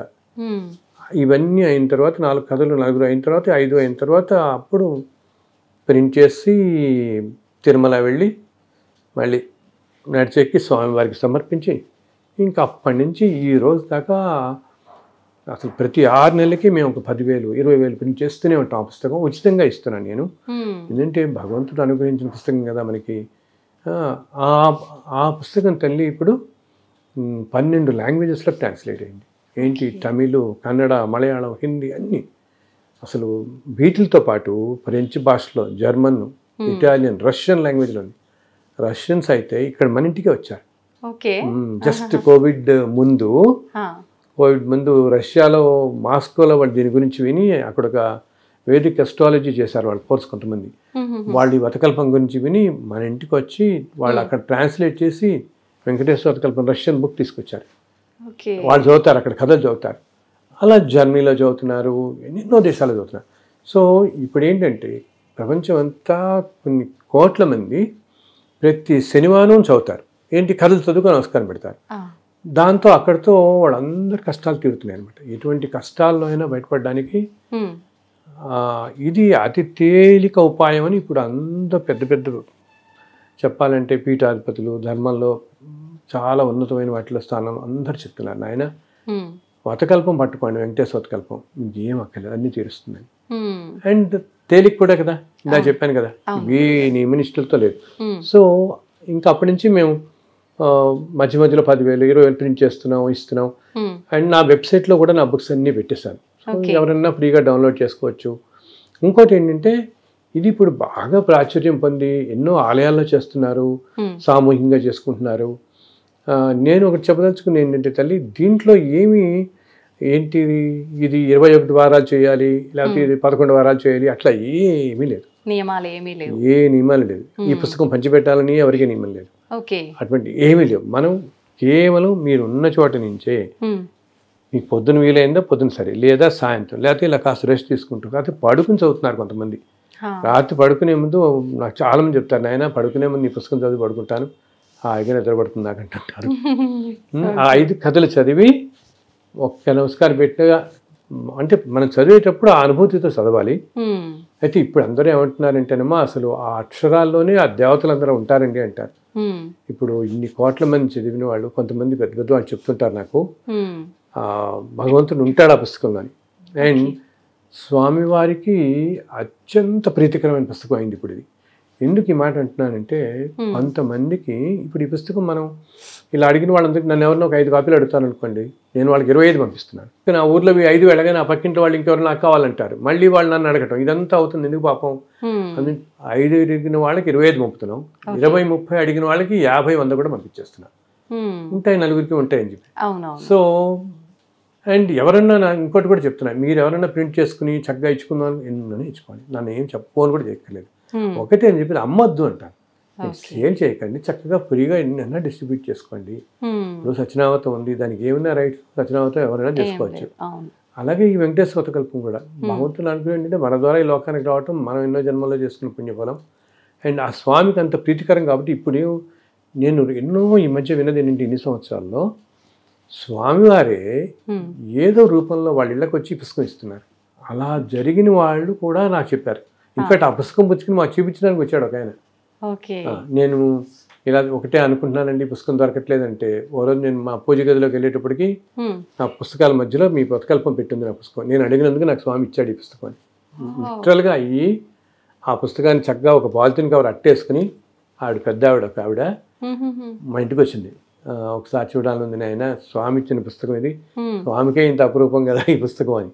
అది భగవంతుని అనుగ్రహం. పర్సన్ వెళ్ళి ఇవ్వకుండానే ఆమెకి బుక్ లభించింది. అలా ఎందరో తల్లి ఎంతమంది మాకు చెప్పారంటే, అసలు ఒకరికైతే ఓ రోజు చాలా కష్టాల్లో ఉన్నారు, వెంకటేశ్వర స్వామి అంటే భక్తి ధర్మ మార్గంలో ఉన్నాడు ఆయన. ఆయనకు ఓ రోజు ఇలాగే వెంకటేశ్వర స్వామి కల్లో కనపడి, వెంకటేశ్వరరావు రేపు నువ్వు పెళ్ళికి వెళ్తున్నావు కదా, ఆ పెళ్లిలో నీకు కుర్చీలో ఒక పుస్తకం పడేసి ఉంటుంది వెంకటేశ్వర కల్పం అని, నువ్వు తెచ్చుకుని చదువు నీ కష్టాలని తీరుతాయని చెప్పాడు. సో ఈయన అలాగే వెళ్ళాడు, పెళ్ళి అయింది, ఆ లంచ్ అది చేశారు, అయిపోతుంది, భోజనం కూడా అయింది, ఆయనకేం కనపడలేదు ఎక్కడ. సరే అని చెప్పి ఎవరో ఒక ఫ్రెండ్ ఏమన్నాడంటే ఇంక వెళ్ళిపోదాం ఇంటికి అనుకుంటే ఎవరో ఒక ఫ్రెండ్ కనపడతాడు. కనపడి అతను అంటాడు, ఇక్కడ దాకా వచ్చావు కదా కాసేపు మా ఇంటికి రా అంటాడు. అనేటప్పుడు అలాగే వెళ్దాం పదంటే అతను ఏమంటాడు, నేను ఇంకా భోజనం చేయలేదు, ఒక 10 నిమిషాలు కూర్చొని వస్తానంటాడు. అలాగే కూర్చుంటానని వెళ్ళిపోతున్న మనుషుల్లో వెనక్కి వచ్చి కుర్చీలో కూర్చుంటాడమ్మా. అన్ని ఖాళీ అయిపోతే చేస్తుంది, భోజనాలు చేసి వెళ్ళిపోతారు అందరూ. ఇంత ఆగమన్నాడు కదా అని ఆగడం కోసం వెనక్కి వచ్చి కూర్చుంటే ఆ పక్క చైర్లో వెంకటేశ్వర కల్ప బుక్ అలా పెట్టింది. ఎంత మిరకలు చెప్పు, తీసి కళ్ళకు అద్దుకున్నాడు. అండ్ యూనో నెక్స్ట్ డే వాళ్ళ అమ్మాయి పెళ్లి సెటిల్ అయింది. అనుకోకుండా అంతకుముందు చూసిన సంబంధం వాళ్ళు ఒప్పుకోవటం. ఆయన నాకు ఎక్కడ గుంటూరులోనే ఎక్కడ అనమాట నాకు ఫోన్ చేసి, ఇలా జరిగిందండి, నేను అనుకున్న స్వామి నా కల్లో కనపడి మరి ఇచ్చాడు. నేను ఆ రోజు కూడా నేను ఇంటికి వస్తూ ఊనే బస్సులో చదివేసుకున్నాను కథలు. నెక్స్ట్ డే పొద్దున్న కల్లా వివాహం అని సెటిల్ అయింది, అందుకని మా పెళ్ళిలో మేము ఒక 200 పంచుకుంటాం, ఇస్తారా అని అడిగాడు. సో ఇలాగ ఎందరో చెప్తున్నారు, భగవంతుడే ఇస్తున్నాడు వాళ్ళకని చెప్పేసి తెచ్చిస్తున్నాడు. కళ్ళ ముందు ప్రత్యక్షంగా కనిపిస్తుంది కదా గురువు గారు. కనిపిస్తుంది. అండ్ బేసికల్లీ ఏంటంటే ఇందాక చెప్పినట్టు మీకు పెద్ద ప్రొసీజరు ఇవేమీ లేవు కాబట్టి చక్కగా కథలు చదువుకోండి. మీరు ఇంటర్నెట్లో డౌన్లోడ్ చేసుకోవచ్చు, నా వెబ్సైట్ ఉంటుంది, ఆ వెబ్సైట్లో డౌన్లోడ్ చేసుకోవచ్చు. లేకపోతే మనం మీదేంతో మా ప్రింటర్ ఫోన్ నెంబర్ ఇద్దాం, మీ దాంట్లో ఇవ్వండి, చక్కగా ఆయన కాల్ చేస్తే ఆయన దగ్గరికి వెళ్ళి తెచ్చుకోవచ్చు. ఎన్ని కాపీలైనా తెచ్చుకుంటే ఎవరైనా తెచ్చుకోవచ్చు, ఫ్రీగా ఇస్తారు. హైదరాబాద్లోనే భగవంతుడు ఏం చేస్తారంటే తెలియదు, మనం ఇంత కష్టపడుతున్నాం కదా అని ఆయన అందరినీ మీలాంటి వాళ్ళందరినీ పంపిస్తున్నాడు నలుగురికి వెళ్ళేలాగా. సో ఒక ఆయన సత్యనారాయణ గారు అని చెప్పి 15 సంవత్సరాలుగా అన్ని పుస్తకాలు ఆయన ప్రింట్ చేస్తున్నాను నాకు. ఎంతో చక్కగా జాగ్రత్తగా దగ్గర కూర్చొని చేస్తుంటారు. సో ప్రతి 6 నెలలకి బదులు ప్రింట్ చేసి వస్తుంటాం, అలా వెళ్ళిపోతుంటాయి. ఎవరో ఒకరు సహాయం చేస్తున్నారు మా స్నేహితులు. అది కూడా భగవంతుడు ఆ ప్రేరణ కల్పిస్తాడు. ఎవరో ఉన్నట్టు నాకు ఎక్కడి నుంచో ఫోన్ చేస్తారు, ఏ విజయవాడో ఏ యుఎస్ నుంచో, సార్ మీ వతకల్పం 7 years నుంచి చేస్తున్నాం, అసలు మా జీవితాలు అన్నీ మారిపోయాయి, ఇంతమందికి ఫ్రీగా ఇలా చేస్తున్నారు మీరు, మేము ఏదో తోచింది చేస్తాం సార్, అసలు మాకు తెలియదు ఇప్పటిదాకా కూడా, నేను ఏదో యూట్యూబ్లో చూస్తే మీ అడ్రస్ మాకు తెలిపింది, అసలు ముందు పేజీ చూద్దాం, దీంట్లో ఫోన్ నెంబర్ ఉంటుంది కానీ మాకు ఐడియా లేదు ఇప్పటిదాకా అని చెప్పి ఇప్పుడే మేము చూసాం, మేము డెఫినెట్గా మేము కూడా ఏదైనా చేస్తాం అనేటప్పటికి అలా బాబు నాకు కాదు, ఆ ప్రింటర్ ఫోన్ నెంబర్ ఇస్తాను ఆయనకి చేయండి అని. మళ్ళీ ఇంకా 5,000 కాపీలు, మళ్ళీ 10,000, ఇలా ఒక యజ్ఞంలా వెళ్ళిపోతుంది. తెలియదు నిజంగా అసలు ఎలా జరుగుతుంది అంటే నాకు తెలియదు, ఎలా జరుగుతుంది, భగవంతుడు నడిపిస్తున్నాడు అబ్సల్యూట్లీ భగవంతుడు నడిపిస్తున్నాడు. అందుకని నేను ఇప్పుడు ఇలాగా అంటే మన వాళ్ళందరికీ రకరకాల నమ్మకాలు ఉంటాయి కదా. ఒకరికి ఇప్పుడు మనం వెంకటేశ్వరం ఎలాగో కొంతమందికి అమ్మవారు అంటే చాలా ప్రాణం, కొంతమంది శివుడు అంటే ప్రాణం, ఇంకా హనుమంతుడు అంటే చాలా ప్రాణం, అలా ప్రదర్శన చేసేస్తుంటారు హనుమంతు గుడి చుట్టూతా. రకరకాలుగా ఎవరెవరు ఒక్కొక్కళ్ళకి ఒక్కొక్క దేవత మీద వాళ్ళకి దానికి కూడా కారణం ఉంటుంది. ఏదో జన్మలో వాళ్ళకి ఏవో లింక్ ఉండి అందువల్ల ఒక దేవత మీద వాళ్ళకి ఆ గురి వచ్చేస్తుంది అనుకోకుండా. మనం అనుకుంటుంటాం ఎందుకు నాకు శివుడు అంటే ఎంత ఇష్టం, నాకు హనుమంతుడు అంటే చూస్తాం కదా ఇవన్నీ. ఎందుకు వాళ్ళకి పుట్టినప్పటి నుంచి వాళ్ళకి హనుమంతుడు అంటేనే ప్రాణం ఉంటుంది వాళ్ళకి. ఎందుకు అలా అటాచ్ అయిపోతారు అనమాట. అది ఎందుకు వీళ్ళు ఇంత ముందు జన్మల్లో వీళ్ళు బహుశా ఏదో హనుమంతుడి ఆలయంలో ఏదో అర్చకుడు అవటమో, లేకపోతే ఆలయానికి సమీపంలో ఉండటమో, లేకపోతే ఒక పెద్ద హనుమంతుడి ఆలయం ఏదో కడుతుంటే వీళ్ళు కూడా ఆ కడుతున్న దాంట్లో ఉండటమో, ఏదో ఆ సోల్ కనెక్ట్ అయిపోయి సోల్కి చెప్పాను కదా, సోల్ తెలుస్తూనే ఉంటుంది కదా. సో ఇన్ని జన్మలు మారినా ఆ సోల్కి అది గుర్తుండి హనుమంతుడి విగ్రహం కనపడితే వీళ్ళు ప్రాణాలు లేచి వస్తుంది, సంతోషపడిపోతుండే. ఎప్పుడు హనుమంతుడు అలా తీస్తుండే. సో వీళ్ళు నన్ను అప్పుడప్పుడు అడుగుతుండేవాళ్ళు. అలా కొంతమంది సాయిబాబా అంటే కొంతమంది ప్రాణం, సుబ్రహ్మణ్య స్వామి కొంతమంది ప్రాణం, ఇట్లా కదా. సో వీళ్ళందరూ నన్ను అడుగుతుండేవాళ్ళు. ఆయన రాముల వారు అంటే ఇంక చెప్పక్కలేదు. పాతకాలంలో అసలు రాముల వారి గుడి లేని మనకి ఊరే ఉండదు ఆంధ్రప్రదేశ్ అనుకుంటాం కదా మనం. సో ఇట్లాగా సరస్వతీదేవి, నరసింహస్వామి, శ్రీకృష్ణుడు ఇలా. సో నేను తర్వాత కాలంలో అందరి దేవతల మీద రాశాను ఇలాగే. శ్రీకృష్ణ మతం అని రాశాను, సుబ్రహ్మణ్య మతం రాశాను. అండ్ అన్నిట్లో కూడా ఇలాగే 5-6 కథలు ఉంటాయి. అండ్ అన్ని కథలు తల్లి యాక్చువల్లీ ఏంటంటే మనం అనుకుంటే కలియుగంలో నిజంగా ఇదంతా సాధ్యమేనా, భగవంతుడు ఏంటి నిజంగా చెప్తాడా అనుకుంటాం. కానీ ప్రతి పుస్తకం తల్లి అలా నాకు ఆ భగవంతుడు కూర్చొని పక్కన చెప్తుంటే రాశాను. ఏ చరిత్ర ఏ దేవుడికి సంబంధించింది రాస్తున్నారో ఆ దేవుడే చెప్పారా గురుగారు మీకు? ఆ దేవుడు చెప్పారు. ఎలా సాధ్యపడింది గురుగారు అసలు నిజంగా? నాకు మీరు ఇప్పుడు అన్నారు కదా, నాది అదే క్వశ్చన్. చాలా చాలా కష్టం అసలు నిజంగా నమ్మటం కూడా, ఇలా జరుగుతుందా అని చెప్పేసి. కానీ వీటన్నిటికీ ఎంతో భగవద్ అనుగ్రహం వల్ల. ఇంకొకటి ఏంటి, ఇప్పుడు నేను చెప్పాను శివుడిది ప్రతి పుస్తకానికి నేను ఎన్నో చూశాను, లేకపోతే వెంటనే రాయలేం కదా. ఇప్పుడు మనం ఏదో నవలు రాయటం, కవితలు రాయటం, కథలు రాయటం వేరు. కూర్చొని ఏదో ఇమాజిన్ చేసి రాసేస్తాం అవి ఇవి కలిపి. అది కూడా కష్టమే, అంత తేలిక కాదు. కథ రాయాలన్నా కవిత రాయాలన్నా ఎంతో క్రియేటివిటీ కానీ అవన్నీ కావాలి మనకి, అవన్నీ ఉండాలి. లేకపోతే అంత సృజనాత్మక శక్తి ఉంటే కానీ రాయలేం. అటువంటిది భగవంతుడి గురించి రాయాలంటే అసలు ఎంతో ధైర్యం ఉండాలి ముందు మనకి, కావాలి కదా.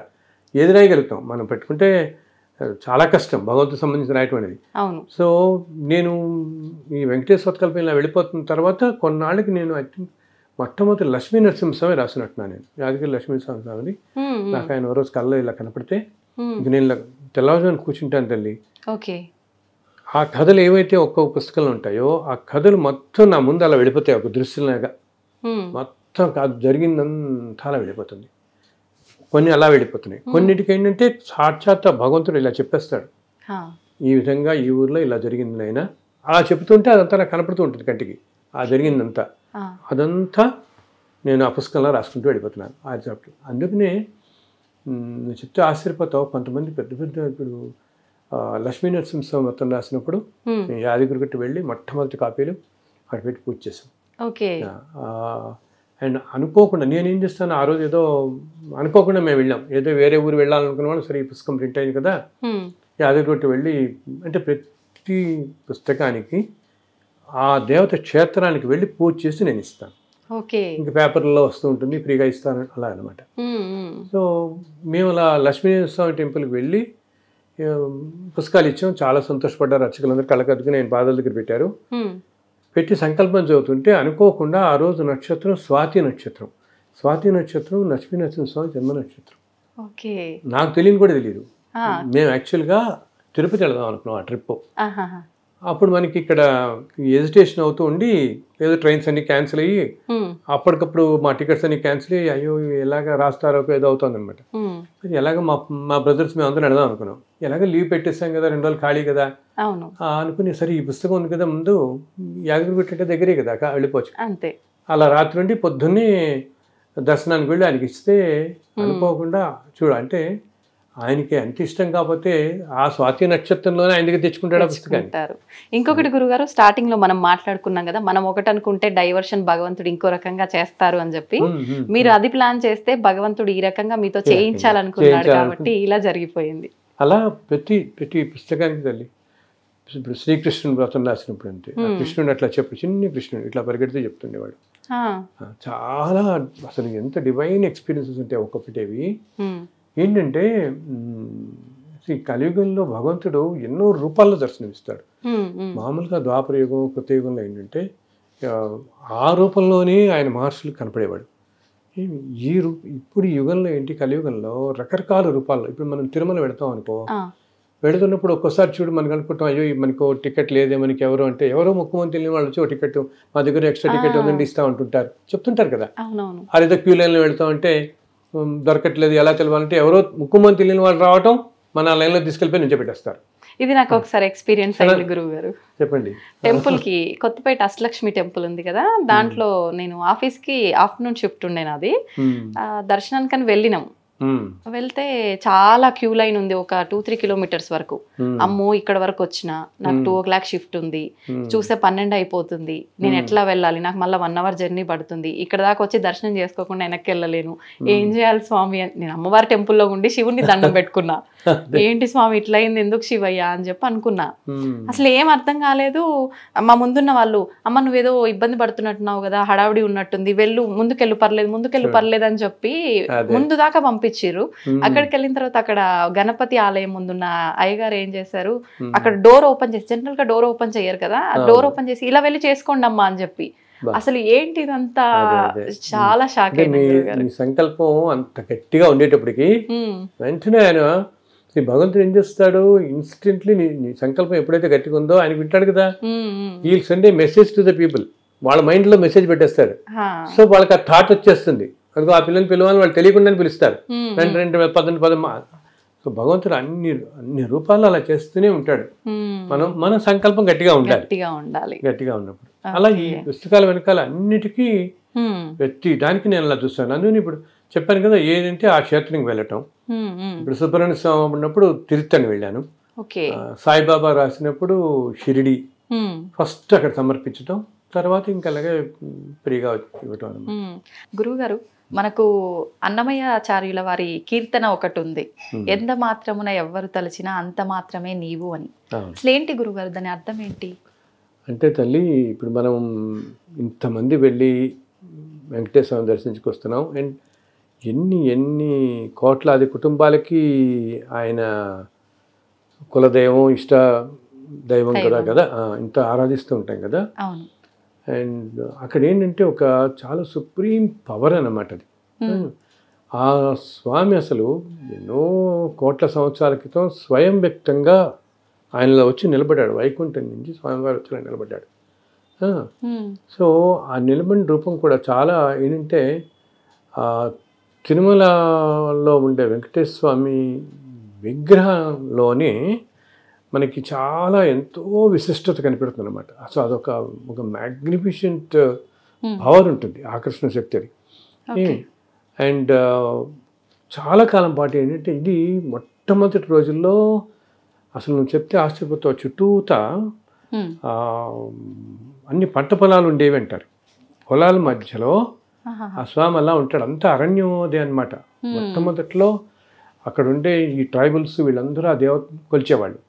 ఆ తర్వాత మొట్టమొదటిగా స్వామి గోపీనాథ దీక్షితులని ఒక బ్రాహ్మడి కల్లో కనపడి చెప్తాడు. నేను ఇలా కొండ మీద అక్కడ ఇప్పుడు ఆలయం ఉన్న చోట పెద్ద చింత చెట్టు ఉంటుంది. ఆ చింత చెట్టు కింద ఒక పొట్లో వెలిసాను, నువ్వు వచ్చి రమ్మనమంటాడు. వస్తున్నప్పుడు నీకు రంగదాసుడు ఇంకో భక్తుడు కనపడతాడు, ఆయన కూడా తీసుకురమ్మని చెప్తాడు. అక్కడితో కథ అది మనకి ఫస్ట్ టైం దర్శనం ఇవ్వటం అనమాట. సో స్వామివారు ఉన్న విగ్రహంలో కూడా చాలా విశిష్టతలు, విచిత్రాలు ఉంటాయి. మనకేమిటి, ఇప్పుడు మెయిన్ ఆలయం మామూలుగా మనం చూస్తే ఆలయానికి 4 సైడ్ల పైన 4 సింహాలు ఉంటాయి. ఓకే, సింహం విష్ణుమూర్తి వాహనం సింహం కాదు కదా, గరుత్మంతుడు కదా, మనకు తెలుసు కదా. ఓకే, సింహం అంతా అమ్మవారు కదా. ఓకే, సో అలాగే అక్కడ ఏంటి మనకి అభిషేకం, ప్రతి వారం అభిషేకం, అక్కడ జరిగే అభిషేక సేవ చాలా చాలా విశిష్టమైంది. సాధారణంగా అభిషేకం అనేది అమ్మవారికి జరిపిస్తారు చాలా చోట్ల. సో శుక్రవారం జరుగుతుంది అక్కడ అభిషేకం కూడా. సో అక్కడున్న మూర్తిని కొంతకాలం పాటు శక్తి స్వరూపంగా కొలిచారు చాలా కాలం. ఓకే, అందుకనే యాక్చువల్లీ బాలాజీ అనే పేరు కూడా అలాగే వచ్చింది. బాలాజీ అంటే బాల అన్నమాట, బాల రూపము. ఇప్పటికీ నాకు తెలిసిన కొంతమంది ఉపాసనా మార్గంలో అక్కడ నుండే రూపాన్ని శక్తి రూపంగా కూడా కొలిచేవాళ్ళు ఉన్నారు. ఓకే. శక్తి రూపంగా కొలుస్తారు, అక్కడున్న రూపం అనమాట. ఓకే. సో ఆ బాల రూపం కాబట్టి మనం నార్త్ ఇండియన్స్ అంతా గౌరవవాచకంగా జీ అని పక్కన పెడతారు కదా పేరు, అలా బాలాకి జీ తగిలించి అది బాలాజీ అయింది. ఓకే. ఓకే. బాలాజీ అనే పేరు అలా వచ్చిందనమాట. ఎందుకంటే చాలా కాలం, ఒక 400 సంవత్సరాలు కంటే ఎక్కువే ఈ తిరుమల ఆలయం అంతా కూడా మహంతులని నార్త్ ఇండియన్స్ వాళ్ళ ఆధీనంలో ఉండేది. ఇప్పుడంతా వాళ్ళు మేనేజ్ చేశారు. మహంత్ ప్రయాగ్దాస్ అని అంతా మహంతులు అంటారు. అక్కడ నార్త్ ఇండియా నుంచి వచ్చిన వాళ్ళు అనమాట, సాధువులు. వాళ్ళే మేనేజ్ చేశారు టెంపుల్ అంతా కూడా. సో అప్పుడు వచ్చిన పేరు ఈ బాలాజీ అని చెప్పేసి, బాలాజీ అని చెప్పేసి మనకి. సో ఇంకొకటి ఏంటి విచిత్రం, అసలు యాక్చువల్గా ఏంటంటే అక్కడ ఉన్నది రూపం, నేను ఇందాక అన్నానే అన్నిటికంటే సృష్టి మొత్తానికి మూల కారణమైన రూపం ఏది ఉంటుందో పవర్ అంటామే శక్తి అనమాట. ఆ పరబ్రహ్మ శక్తి అక్కడ నుంచి అలా నిలబడి ఉంది మనకి. మనకేంటంటే మనం కలియుగంలో మనకి ఇన్ని పాపాలు చేస్తారు కాబట్టి మనుషులకి అది శిలారూపంలో కనిపిస్తున్నప్పటికీ ఆయన ఉన్నే మనలా శిలలాగా భ్రమింపచేస్తున్నాడు. కానీ సాక్షాత్ భగవంతుడు అలా నుంచి ఉన్నాడు అక్కడ. అయితే ఏంటి, అలా ఆ అన్నిటికంటే అతీతమైన శక్తి రూపం నుంచి అన్ని రూపాలు వచ్చినవి కదా. సో అప్పుడు ఆయన వచ్చేటప్పటికి మనకేంటి, ఏదైనా ఆలయాలన్నీ కూడా ఆలయాలు కట్టడం అంతా కూడా ఆగమ శాస్త్రం ఫాలో అవుతారు. ఆగమ శాస్త్రంలో విష్ణు ఆలయం అంటే ఇలా ఉండాలి, శివాలయం ఇలా ఉండాలి, అన్నీ ఉంటాయి ఆగమ శాస్త్రంలో. నీకు ఆలయాలు కట్టే పద్ధతి, అక్కడ జరిగే పూజా విధానాల పద్ధతి అన్నీ కూడా ఆ శాస్త్రంలో ఉంటాయి. ఓకే. కానీ విచిత్రం ఏంటంటే తిరుమల ఆలయం వీటిలన్నిటికీ అతీతంగా ఉంటుంది. అసలు మామూలుగా ఏమంటాం మనం, ఈ వాస్తు ఇది చూసినప్పుడు కొండల మీద గుట్టల మీద ఎలివేటెడ్గా ఉండాలనుకుంటాం. టెంపుల్స్ కడతారు అందరూ చాలా ఎలివేటెడ్గా. వేరే నువ్వు చూస్తే యాక్చువల్లీ తిరుమల ఆలయం చుట్టూతా కొండలు ఉంటాయి, మధ్యలో ఉంటుంది ఆలయం, కిందకు ఉంటుంది. నువ్వు ఎట్ సైడ్ నుంచి అన్నా కూడా కింద దిగి వెళ్తాం మన గుడి దగ్గరికి కదా. అండ్ ఇంకోటి ఏంటి, సాధారణంగా విష్ణు ఆలయాల్లో ఎప్పుడూ కూడా విష్ణుమూర్తి విగ్రహం వెనకాలంటే గోడకు దగ్గరగా ఉంటుంది. శివాలయాల్లో మాత్రం మధ్యలో ఉంటుంది శివలింగం, అంతే కదా. శివలింగం మధ్యలో ఉంటుంది, ఇలా ఒక స్క్వేర్ రెక్టాంగిల్ మన ఎట్లా అనుకున్నా ఆ మధ్యలో ఉంటుంది శివలింగం. విష్ణుమూర్తి విగ్రహం మాత్రం వెనక్కి ఉంటుంది. వేరే ఇక్కడ విగ్రహం మధ్యలో ఉంటుంది, వెనకాల ఉండదు. ఓకే. అలాగే ఈ స్వామివారి చేతులకి విగ్రహంలోనే నాగాభరణాలు ఉంటాయి, అంటే నాగపామిట్లో చుట్టుకుని ఉంటుంది అనమాట. ఓకే. అండ్ 4 చేతులు ఉంటాయి. అండ్ శంఖ చక్రాలు అనేవి విగ్రహం లోపల యాక్చువల్గా స్వామితో వెలిసినవి కాదు.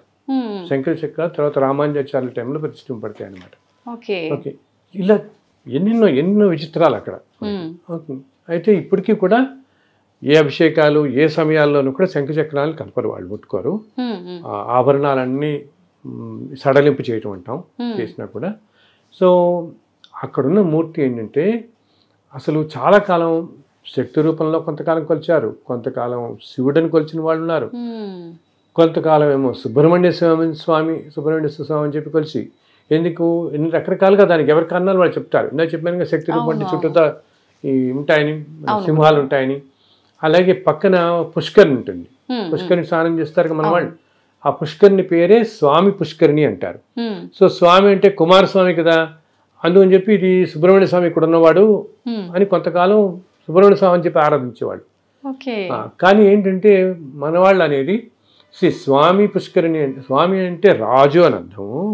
పుష్కరులన్నిటికీ కూడా రాజు అయినటువంటి పుష్కరిణి అక్కడ ఉన్నది కాబట్టి దాన్ని స్వామి పుష్కరిణి అంటున్నారు అని చెప్పి అట్లా అంట. ఇలా అయితే ఇప్పటికీ కూడా తమిళనాడులో ఒక శక్తి వాళ్ళు ఉంటారు కొంతమంది, వాళ్ళు ఇప్పటికీ నాకు తెలిసి అప్పుడప్పుడు సుబ్రహ్మణ్యేశ్వరుడినే కొలుస్తుంటారు ఇప్పటికీ, ఆ స్వామిని అలా కొలిచేవాడినారు. సో ఇలా జరుగుతూ ఏమైందంటే కొంతకాలం క్రితం యాదవ్ రాజు పరిపాలిస్తున్న రోజుల్లో అసలు సరిగా ఓ రోజు శివుడిని పూజించడం, ఓ రోజు మహావిష్ణువుని పూజించడం, ఓ రోజు శక్తిని పూజించడం, ఇట్లా ఇవి సరిగా ఉండేవి కాదు. ఒక్కో రోజు ఏ పూజా విధానం వీళ్ళకి సరిగా లేక ఒకసారి పూజ చేయకుండా ఇట్లా వస్తుంటే అప్పుడు ఆ రాజు ఏం చేశారంటే అప్పుడు రామానుజాచార్యులు వారిని పిలిపిస్తే, సో రామానుజాచార్యులు వారు వచ్చి ఇక్కడ ఉన్నది విష్ణువే అని చెప్పి నిర్ధారిస్తారు. ఇంకా అప్పటి నిర్ధారించి ఆయన ఈ పూజా విధానాలన్నీ ప్రవేశపెడతారనమాట. దానికి కూడా ఒక పెద్ద కథ ఉంది, ఏ విధంగా నిర్ధారించబడుతుంది అని ఇంకోసారి చెప్పుకుందాం అది. సో అప్పటి నుంచి ఇంకా అక్కడ ఉన్నది విష్ణువే అని కొలుస్తూ పెడుతున్నాం. కానీ ఈ ప్రపంచం మొత్తాన్ని నడిపించుస్తున్న శక్తి ఏదైతే ఉందో ఆ శక్తి అక్కడ ఉంది. అందుకనే అన్నమాచార్యులు వారు ఏమంటారు, ఎంత మాత్రమని ఎవ్వరు తెలిసినా అంత మాత్రమే నీవు అని చెప్పి తలచుదురు నిన్ను శక్తి అంటూ ఇలా అని ఒక్కొక్క రూపం అంటూ ఏ రకంగా కలిపినా ఆ రూపంలో నువ్వు కనిపిస్తావు అని చెప్పి ఆయనే అంటారు. దాంట్లో ఒక కీర్తనలో చెప్తారనమాట. సో అన్ని మూర్తులు కలిపి ఉన్నటువంటి స్వరూపం అక్కడ ఉన్నది. ఈ సృష్టి మొత్తానికి మూల కారణమైన స్వరూపం అన్నమాట. అన్నిట్లో ఎప్పుడుదో కూడా ఎవరికి తెలియదు. ఎన్ని కోట్ల సంవత్సరాల క్రితమో వెలిసిన మూర్తి. అండ్ చాలా కాలం ఒక ఆలయం అనేది లేకుండా ఆయన అలా ఎండకి వానికి తెరుస్తూ అలా ఉన్నాడు. ఆ తర్వాత రాజులు అది రావడంతో తర్వాత నెమ్మదిగా ఆలయ నిర్మాణం వస్తూ వచ్చింది. అండ్ ఇంకా విశేషం ఏంటంటే అసలు తర్వాత ఆ టైంలో మొట్టమొదటి అనేది స్వామివారు ఒక్కడే, ఏ ఆలయాలు లేవు. తర్వాత చూస్తున్నామన్నీ తర్వాత వచ్చినవి. మనకి లోపల పెడితే యోగ నరసింహస్వామి ఉంటారు, ఇవన్నీ తర్వాత వచ్చినవి అనమాట. మొట్టమొదటి స్వామివారు ఒక్కడు అలా నిల్చున్నాడు మన కోసం కలియుగంలో. అయితే గురుగారు, మనం అక్కడ తిరుపతికి వెళ్ళిన తర్వాత దేవుణ్ణి దర్శించుకునే విధానం కూడా రాంగు, వేరే విధానం ఉంది అని చెప్పి నేను కొంతమంది ద్వారా విన్నాను. నిజంగా దర్శించుకునే విధానం ఏ విధంగా ఉండాలి గురుగారు? అంటే విధానం రాంగ్ అని కాదు, ఒక్కొక్క క్షేత్రానికి ఒక్కొక్క విశిష్టత ఉంటుంది అనమాట. ఏ విధంగా అని చెప్పేసి యాక్చువల్గా మనం ఒకటి తల్లి ఏంటంటే, ఇప్పుడు మనం అనుకుంటాం తిరుపతి వెళ్తున్నాం, కొంతమంది నాదో చాలా గొప్పగా చెప్పుకుంటారు, మేము 40 సార్లు వెళ్ళామండి, మేము 60 సార్లు వెళ్ళామండి అని ఉంటారు. అసలు ఎప్పుడు అలా చెప్పకూడదు. ఎందుకంటే నేను ఇటువంటి వాళ్ళలో కొంతమందిని చూశానమ్మా నేను. ఏంటి వాళ్ళు ఒక 400-500 జన్మల్లో తిరుపతి వచ్చి దర్శించుకుందాం అనుకుంటే వాళ్ళ వల్ల కాలేదు. ఈ జన్మలోనే ఫస్ట్ టైం వాళ్ళు వస్తున్నారు.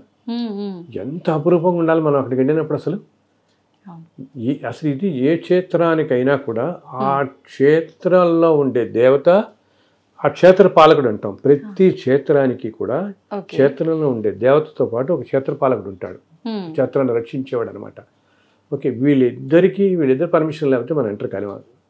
మనం అనుకుంటే ఎందుకు వెళ్ళాం, టికెట్ కొనుక్కొని వెళ్ళిపోతాం. కానీ నేను ఎంతోమంది నేను చూస్తాను ఇన్ని సంవత్సరాలుగా, వెళదాం అనుకుంటూ ఏంటి పెద్ద అథారిటీలో ఉన్నవాళ్ళు, పెద్ద పొజిషన్స్లో ఉన్నవాళ్ళు కూడా సాధ్యమేది కాదు. ఏదో విధంగా సంవత్సరాలు వెళ్ళిపోతుంది.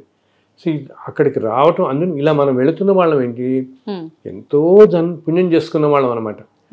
ఓకే, మనం అనుకుంటున్న తేలిగ్గా పెడుతున్నాం కదా, అంత తేలిక కాదు అది. అక్కడ అడుగు పెట్టాలంటే ఒకటేమో వెంకటేశ్వర స్వామి వారి పిలుపు ఉండాలి, ఇంకోటి ఏంటి ఈ క్షేత్ర పాలకుడు, ఈ క్షేత్రానికి తిరుమల క్షేత్రానికి పాలకుడు ఎవరో తెలుసా? శివుడు. మన వాళ్ళందరూ అంటారు అసలు శివకేశవులకి భేదం లేదంటే ఇక్కడే అనమాట. ఇంత క్షేత్రానికి పరమేశ్వరుడే క్షేత్రపాలకుడు శివుడు దీనికి. సో వాళ్ళిద్దరు పర్మిషన్ కనుక మనకి లేకపోతే మనం అడుగుపెట్టలేం ఆ క్షేత్రంలోకి. సో అటువంటి క్షేత్రానికి మనం ఎప్పుడైతే వెళుతున్నామో దర్శనానికి ఇంత అదృష్టంగా భావించి అక్కడ అట్లీస్ట్ ఆ కొండ మీద ఉన్నంత కాలమైనా మనం వేరే ఆలోచనలు రానియకుండా, ఇప్పుడు అక్కడికి వెళ్ళిన తర్వాత ఏదో పాలిటిక్స్ గురించి మాట్లాడతారు, ఈ వ్యవహారిక విషయాలు ఇవన్నీ నీకు ఉండే అక్కడ ఒక్కరోజు అంటే మనం బతికే 60-70 సంవత్సరాల్లో ఒక్కరోజు అనేది ఎంత తక్కువ టైం తల్లి. ఆ టైంలో నా స్వామి దర్శనం అంతే. అండ్ ఆ కొండ ఏంటి సామాన్యమైంది కాదు.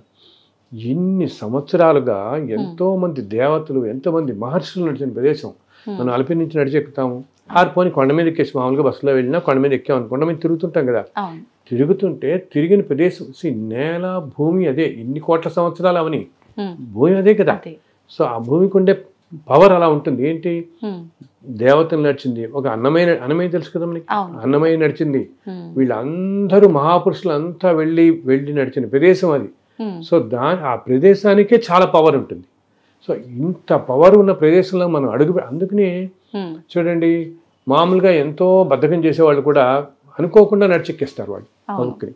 అండ్ పైన ఎక్కిన తర్వాత కూడా మనకి అన్ని గంటల క్యూలీలోనే మనకి అసలు తెలియదు. బికాస్ ఆ ప్రదేశానికి ఉండే శక్తి అంత శక్తి అనమాట, అంత పవర్ ఉంటుంది. సో అటువంటి క్షేత్రంలో మనం ఉన్నప్పుడు నుంచి ఎప్పుడూ భగవంతుడి దగ్గరికి వచ్చాము అదే ఆలోచనలోనే పెట్టుకోవాలి, వేరే ఆలోచనలు పెట్టుకోకుండా. అండ్ తిరుమలలో ఏంటంటే ఒక సాంప్రదాయం వస్తుంది. ఏమిటంటే మొట్టమొదట స్వామి పుష్కరిణిలో స్నానం చేయాలి. ఓకే. పుష్కరిణిలో స్నానం చేసి వరాహస్వామిని దర్శించుకుని, ఎదురుకుండా వరాహస్వామి ఆలయం ఉంటుంది, వరాహస్వామిని దర్శించుకుని తర్వాత స్వామివారిని దర్శించుకోవాలి. ఇది యాక్చువల్ సాంప్రదాయం అనమాట. ఈ 3 ఇలా చేయాలి. ఇలా చేస్తే ఆ యాత్ర మనకి అక్కడితో సఫలీకృతం అయినట్టు. అలాగే కొండ మీద ఎంత పవర్ఫుల్, ఇప్పుడు నీకు అంతగా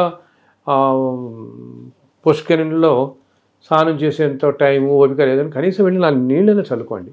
ఎందుకంటే తల్లి, ఆ పుష్కరిణిలో ప్రతి సంవత్సరం ఒకరోజు 3 తీర్థాలు, ఈ ప్రపంచంలో ఉన్న అన్ని తీర్థాలు, అన్ని నదులు, అన్ని సముద్రాలు అన్నీ కూడా ఒకరోజు వచ్చి ఆ పుష్కరంలో కలుస్తాయి మొత్తం అన్నమాట. ఎందుకు కలుస్తాయి తెలుసా? ఈ నదులు, క్షేత్రాలు వీటిలన్నిటిలో ఎంతోమంది వాళ్ళ పాపాలు పోగొట్టుకోవడానికి వెళ్ళి స్నానాలు చేస్తారు కదా. సో ఈ పాపాలన్నిటి మలినం అయి ఉంటాయి నదుల్లో, వీటిల్లో. ఈ మలినం తొలగడం కోసం అవన్నీ వచ్చి ఒక రోజున దీంట్లో కలుస్తాయి ఒకరోజు. అక్కడితో మళ్ళీ ప్యూర్ అయిపోతాయి. అంటే ఇన్ని కోట్ల తీర్థాలు, అన్ని నదులు, సముద్రం అన్నీ వచ్చి దాంట్లో కలుస్తున్నాయంటే, సముద్రాలు కానీ తీర్థాలు కానీ ఇంత పుణ్యప్రదమైనవన్నీ కలుస్తున్నాయి దాంట్లో. అంటే ఎంత పుణ్యప్రదం అసలు, ఎంత పవిత్రమైన పుష్కరిణి అన్నమాట. అందుకని పాతకాలంలో అందరూ పుష్కరిణిలో స్నానం చేసేవాళ్ళు. ఇప్పుడు ఏంటి హడావిడి స్పీడ్ అయిపోయి వెళ్ళిపోతున్నారు. కనీసం మీకు ఏమాత్రం వీలున్నా పుష్కరిణిలో స్నానం చేసి చక్కగా అసలు సర్వ రోగాలను పోతాయి తల్లి. అంత పవిత్రమైన నీరు అనమాట. అంతేకాకుండా ఇంకోటి ఏంటంటే, వైకుంఠంలో విరజా నది అని ప్రవహిస్తూ ఉంటుంది. వైకుంఠంలో మాత్రమే, భూమి మీద ఉండదు. ఆ వైకుంఠంలో ఉండే విరజా నది ఇక్కడ తిరుమలలో స్వామివారి పాదాల కింద ప్రవహిస్తూ ఉంటుంది, అంతర్వాహిని లాగా కొండల్లో.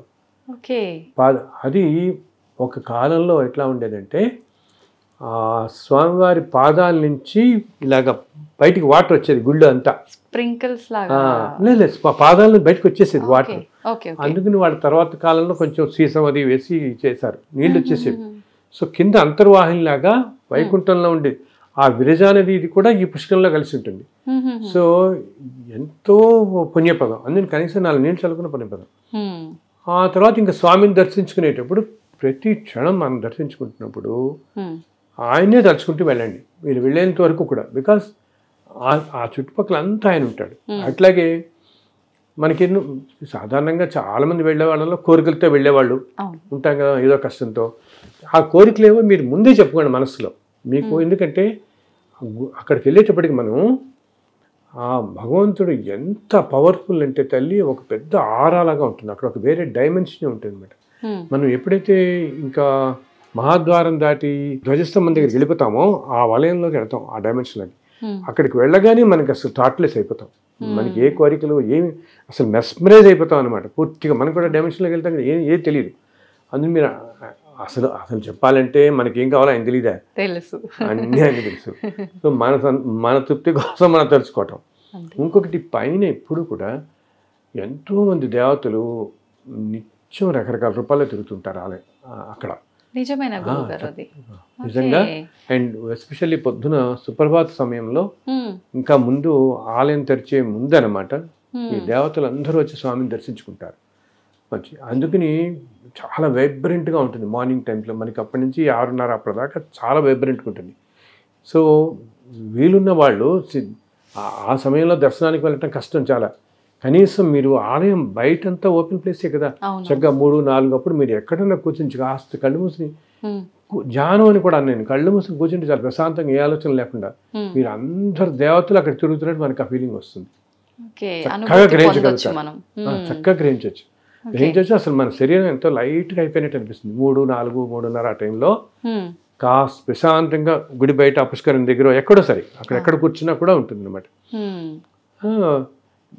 అంతేకాకుండా అసలు ఇంకా ప్రశాంతంగా కూర్చోగలిగితే ఆ టైంలో 2:30-3 ఆ టైంలో సుప్రభాతం చదువుతారు కదా, అది ఆ టైంలో యాక్చువల్గా అక్కడ ఎప్పుడు కూడా ఓంకారం ప్రతిధ్వనిస్తూ ఉంటుంది ఆ కొండల్లో నిత్యం. ఓమని మనకి తెలియదు అసలు, అది మామూలుగా వినపడదు అనమాట. మనం కనుక కొంచెం ధ్యానంలో వెళితే, ధ్యానం అంటే మన వాళ్ళందరూ ఏదో కంగారు పెడిపోతారు. ధ్యానం అంటే దానికి ఏదో ప్రాక్టీస్ చేయాలి, 2 గంటలు ముక్కు మూసుకొచ్చేయాలి, అంత ఏం అక్కలేదు. ధ్యానం అంటే థాట్లెస్నెస్ అనమాట. నీకు వేరే ఆలోచన రానియకుండా ప్రశాంతంగా ఉన్నామంటే అదే ధ్యానం చేసుకోవడం. ఓకే. వేరే వేరే ఈ లౌకికపరమైన ఆలోచన లేకుండా మనసును ప్రశాంతంగా పెట్టుకుంటే అదే ధ్యానం. అప్పుడు ఒక 10 నిమిషాలు ప్రశాంతంగా పెట్టుకుంటే అప్పుడు ఆ నెక్స్ట్ డైమెన్షన్లో ఉండేవని మనకు కనపడతాయి. యాక్చువల్గా భగవంతుడు ఏంటంటే తల్లి, మన వాళ్ళు అంటారే ఏదో లోకంలో ఉంటాడు దేవుడు మనకు కనపడని. ఆ లోకం అనేది మనం లోకం అంటే అదొక డైమెన్షన్ అనమాట. అది మన పక్కనే ఉంటుంది. ఇప్పుడు మనం ఇలా ఉన్నామా, ఆ డైమెన్షన్ పక్కన ఉంటుంది. మనం ఏంటంటే దాంట్లోకి ఎంటర్ కాలేం మనం. ఓకే, ఆ డైమెన్షన్లోకి ఇలా ఈ శరీరంతో ఇలా ఎంటర్ కాలేం మనం. బట్ మనకు అనుభూతి చెందుతుంది. అందులో నువ్వు చూడు, కొన్ని కొన్ని ప్రదేశాలకు వెళ్ళినప్పుడు ఇప్పుడు శ్రీశైలము, ఓకే, ఒక కంచి కానీ కాశీ కానీ అటువంటి చోట్ల దేవతలే ఉంటారు కాబట్టి ఆ డైమెన్షన్లోకి మామూలు వాళ్ళు ఎంటర్ అయినా ఒక విధమైన హ్యాపీనెస్ ఫీల్ అవుతాం. హాయి ఫీల్ మనకు తెలియకుండానే తేలిగ్గా అనిపిస్తుంది, సంతోషంగా అనిపిస్తుంది.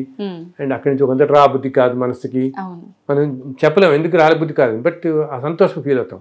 Because we step into that dimension for a while మామూలుగా. అండ్ మనం కనుక ప్యూర్ హార్టెడ్ అయ్యి మంచితనం మంచి సంకల్పంతో ఉండేవాళ్ళైతే ఆ డైమెన్షన్లో ఇంకా బాగా తెలుస్తుంది మనకి ఆ ఫీల్ బాగా అనమాట. సో అందుకే నేను అందరితో మన వాళ్ళతో చెప్తాను, తిరుమల వెళ్ళినప్పుడు మీరు ఉన్నంతసేపు కూడా ఆ కాసేపు వేరే ఆలోచన పక్కన పెట్టేయండి, ఏమి ఉండదు, భగవంతున్నే స్మరిస్తూ ఉండండి. మీకు తెలిసిన ఏ నామం అయినా సరే సింపుల్గా ఏదో ఓం నమో నారాయణ, ఓం నమో వెంకటేశాయనో, అలా ఆయన రూపాన్ని ఇవన్నీ కుదరవా ఆయన రూపం అలా తలుచుకుంటూ ఉండండి దర్శించుకున్నంత వరకు. ఆ ఉన్న ఒక్కరోజు అప్పుడప్పుడు కూడా భగవంతుడికి సంబంధించి ఏమైనా మాట్లాడుకుంటూ ఉండండి. బికాజ్ మనం మాట్లాడే ప్రతిదీ మన చుట్టుపక్కల వాళ్ళని ఏ దేవతో కూర్చోవచ్చు. ఇప్పుడు పక్కన మనం వచ్చి ఏ తమిళనాడు భక్తుడో ఏ మహారాష్ట్ర భక్తుడో కూర్చుంటాడు, మనం అనుకుంటే ఈయన తమిళనాడు భక్తుడు అనుకుంటామా, ఆయన నిజంగా ఏ ఇంద్రుడో ఉండొచ్చు, ఏ చంద్రుడో ఉండొచ్చు. నవగ్రహాలు, అందరు దేవతలు, అష్టదిక్పాలకులు అక్కడ నిత్యం అనేక రూపాల్లో సంచరిస్తారు తల్లి. నేను ప్రత్యక్షంగా అనుభవించాను ఎన్నోసార్లు. అలా సూర్యనారాయణ రావటం, చంద్రుడు రావటం అసలు ప్రత్యక్షంగా చూశాను అనమాట. మీకు ఎట్లా అనిపించింది గురుగారు వాళ్ళు దేవత? అసలు ఆ క్షణంలో తెలిసిపోతుంది మనకి ఏ దేవత అనేది చాలా తెలుస్తుంది మనకి, అది ఇన్స్టెంట్గా తెలుస్తుంది. ఎస్పెషల్లీ మార్నింగ్ టైమే. ఇందా నేను చెప్పాను తెల్లవారుజాము టైంలో సపోజ్ మనం పొద్దున్న ఏ సుప్రభాతంకి వెళ్ళటమో ఏదైనా వెళ్ళొచ్చాం అనుకోండి, వెళ్ళొచ్చి చూస్తుంటే అసలు ఆ అట్మాస్ఫియర్ అంతా ఛార్జ్డ్ అయిపోయి ఉంటుంది అనమాట. అసలు వేరే డైమెన్షన్లో ఉన్నట్టే ఉంటుంది, అక్కడి నుంచి రాబోద్ది కాదు.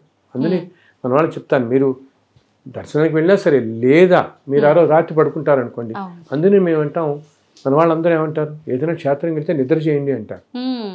అంతే కదా, మన వాళ్ళంతా ఇప్పుడు మోడర్న్ అయిపోయి వెళ్ళిపోయి 2 గంటల దర్శనం 4 గంటలకు కనుక వచ్చే ఈవినింగ్ అలా చేస్తున్నారు.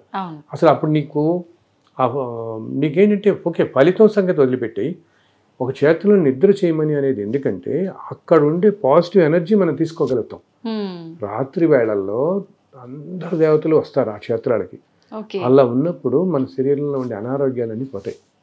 అందుకని నిద్ర చేయండి అని ప్రతి వాళ్ళు చెప్పేది. రాత్రి నిద్ర వేళ చేస్తే కనుక ఆ తెల్లవారుజామున దర్శనం దేవతలు వచ్చినప్పుడు ఆ ఎనర్జీ అంతా కూడా మనలో ఉన్న డిసీజెస్ అన్నింటినీ తొలగిస్తుంది, మన ఎంతో మార్పు తీసుకొస్తుంది మన ఆరోగ్యం కూడా అనమాట. అదైన తర్వాత అందులో ఉన్నంతసేపు ఇంకోటి ఏంటి, ఓకే జనరల్ మాటలు కబుర్లు ఇవన్నీ వదిలే. ఈ మధ్య ఇంకొకటి అందరికీ ఇది మానవ సహజం, మనుషులంటేనే మనకి రకరకాలుగా పోతుంది మనసు కదా, అతి సామాన్యమైన వాళ్ళం మనం అందరం.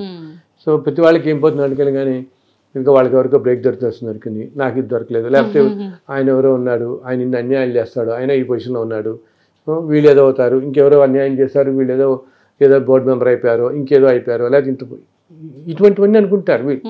అసలు ఎవ్వరి గురించి జడ్జిమెంటల్గా ఉండద్దు. నేను చెప్తాను, మనకి ఇదంతా అనవసరం. వాళ్ళు ఎవరో ఉన్నారా, వీళ్ళు ఇట్లా ఉన్నారా, లేకపోతే ఇదంతా ఇప్పుడు మధ్య అంటున్నారు సార్ అంతా కమర్షియల్ అయిపోయింది సార్, ఈ కమర్షియల్ అయిపోయిందా అది అయిపోయింది, ఇదంతా మనకి అనవసరం. ఈయన కోట్ల సంవత్సరాల నుంచి ఉన్నాడే, ఎన్ని సంవత్సరాల్లో ఎటువంటి సంస్కృతుల్లో ఉన్నాయో ఎవరు శ్రీకృష్ణదేవరాయలు వచ్చేవాడు. శ్రీకృష్ణదేవరాయలు వచ్చేటప్పుడు తల్లి ఒక ఫ్రెంచ్ ట్రావెలర్ అనమాట.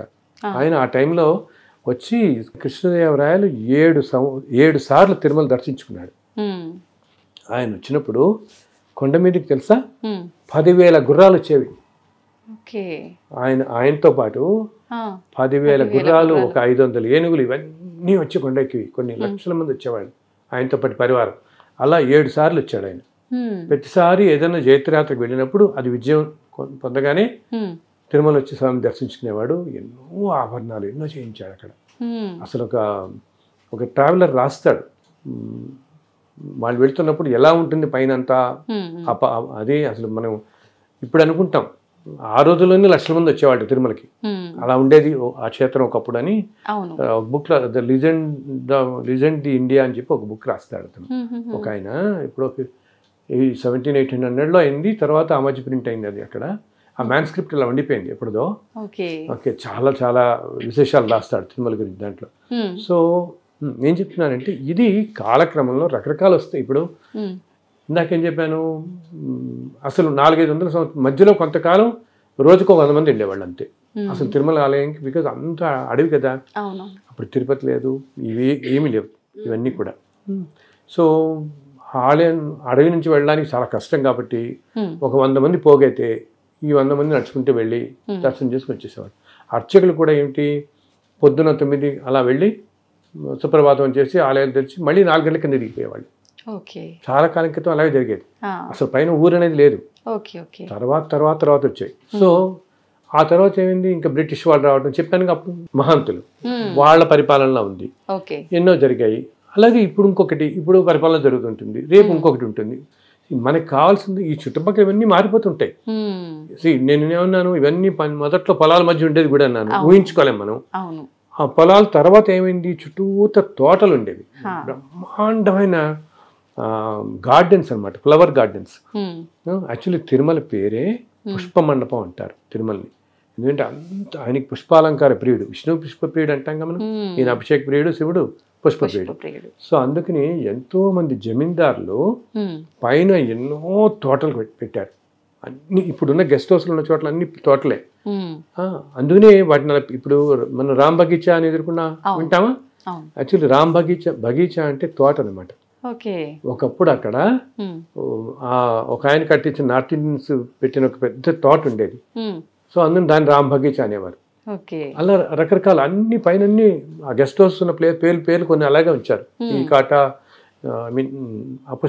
మండపం ఇవన్నీ అనమాట, ఈ పూలు తోటలన్నీ ఉండేవి, వాటి మధ్యలో ఉండేవాడు.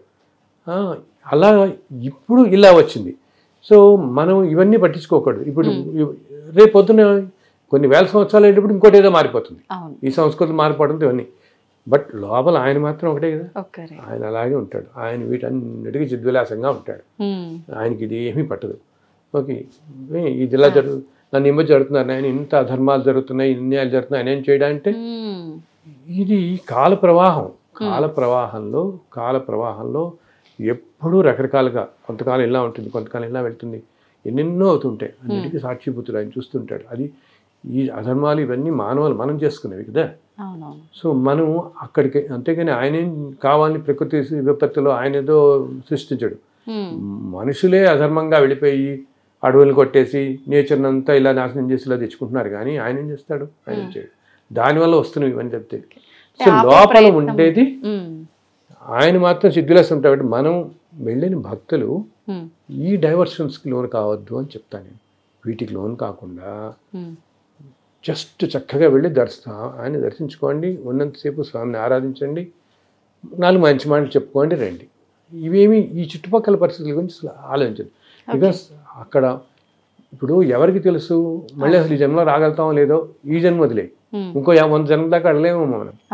ఇప్పుడు వచ్చే జన్మలో మనం ఇప్పుడు ఈ జన్మలో పుట్టాం, వచ్చే జన్మలో ఏ పాకిస్తాన్లోనూ పుట్టచ్చు, ఏ ఫ్రెంచ్లోనూ పుట్టచ్చు, ఏ ఫ్రెంచ్ దంపతులు ఏ అమెరికన్స్ పుట్టచ్చు, ఏ రష్యాలో పుట్టచ్చు, ఇవన్నీ కాకుండా ఏదో అమెజాన్ ఫారెస్ట్లో ఎక్కడ పుట్టచ్చు, ఏ జాతిలో అసలు వైల్డ్ లైఫ్లోకి వెళ్ళిపోతామో, ఎక్కడికి వెళ్తామో, నెక్స్ట్ లైఫ్లో ఎక్కడికి వెళ్తామో అని తెలియదు. సో మళ్ళీ నువ్వు ఈ తిరుమలని కొన్ని 100 జన్మల దాకా నువ్వు ఇటు రాలేకపోవచ్చు. ఎంత ప్రెషియస్ మరి అది కదా ఆ టైం. అది మన వాళ్ళకి తెలుసు చాలా పవర్ ఉంది ఇదంతా. ఇది కూడా ఉంటే ఇంకా బాగా గ్రహించగలుగుతారు, ఆ శక్తిని ఇంకా బాగా గ్రహించగలుగుతారు. అట్లాగే కొండ మీద ఉన్నప్పుడు సూర్య నమస్కారం పెట్టుకోవడం అంటే చాలా మంచిది. సూర్యుడికి ఒక్కసారి వీలుంటే సూర్యుడు ఉన్నసేపు తిరిగి ఒక్క నమస్కారం. ఎందుకంటే సూర్యనారాయణ అంటే స్వామివారే కదా, సూర్యనారాయణ మూర్తి. సో తిరుమల కొండ మీద సూర్యుని కనుక ఆరాధిస్తే ఎటువంటి అనారోగ్యాలైనా తొలగిపోతాయి అన్నమాట. ఓకే. ఎందుకంటే వాళ్ళు రథసప్తమి చాలా బాగా చేస్తారు అక్కడ. ఇక ప్రతి సంవత్సరం ఓకే. రథసప్తమి రోజున ఉదయం నుంచి మామూలు బ్రహ్మోత్సవాల రోజు వాహనాల సేవలు ఉంటాయి కదా, అలా ఆ రోజు పొద్దు నుంచి ఉదయం దాకా అన్ని వాహనాలు మళ్ళీ పెడతాయి. ఒకే రోజు అన్ని వాహనాలు చూడొచ్చు మనం. రథసప్తమి రోజు కొండ మీద ఉంటే పొద్దున 6 గంటలకి సూర్యప్రభ వాహనంతో స్టార్ట్ చేసి సాయంత్రం దాకా అన్ని 7 వాహనాలు మనం చూడగలుగుతాం. ఓకే. బ్రహ్మోత్సవాలు చేసే వాహనాలు. ఎందుకంటే సూర్యనారాయణుడు ప్రత్యక్ష దైవం కదా. సో కొండ మీద ఉన్నప్పుడు మన వాళ్ళందరికీ నేను చెప్పేది ఏంటంటే ఒక్కసారి సూర్యుడికి నమస్కారం పెట్టుకోండి.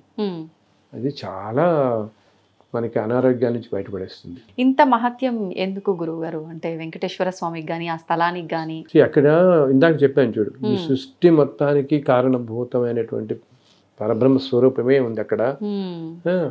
అండ్ ఆయన ఇప్పుడు మామూలుగా ఆలయాలు ఏంటి, కొన్ని స్వయం వ్యక్తం అంటాం, అంటే భగవంతుడే వెలియటం.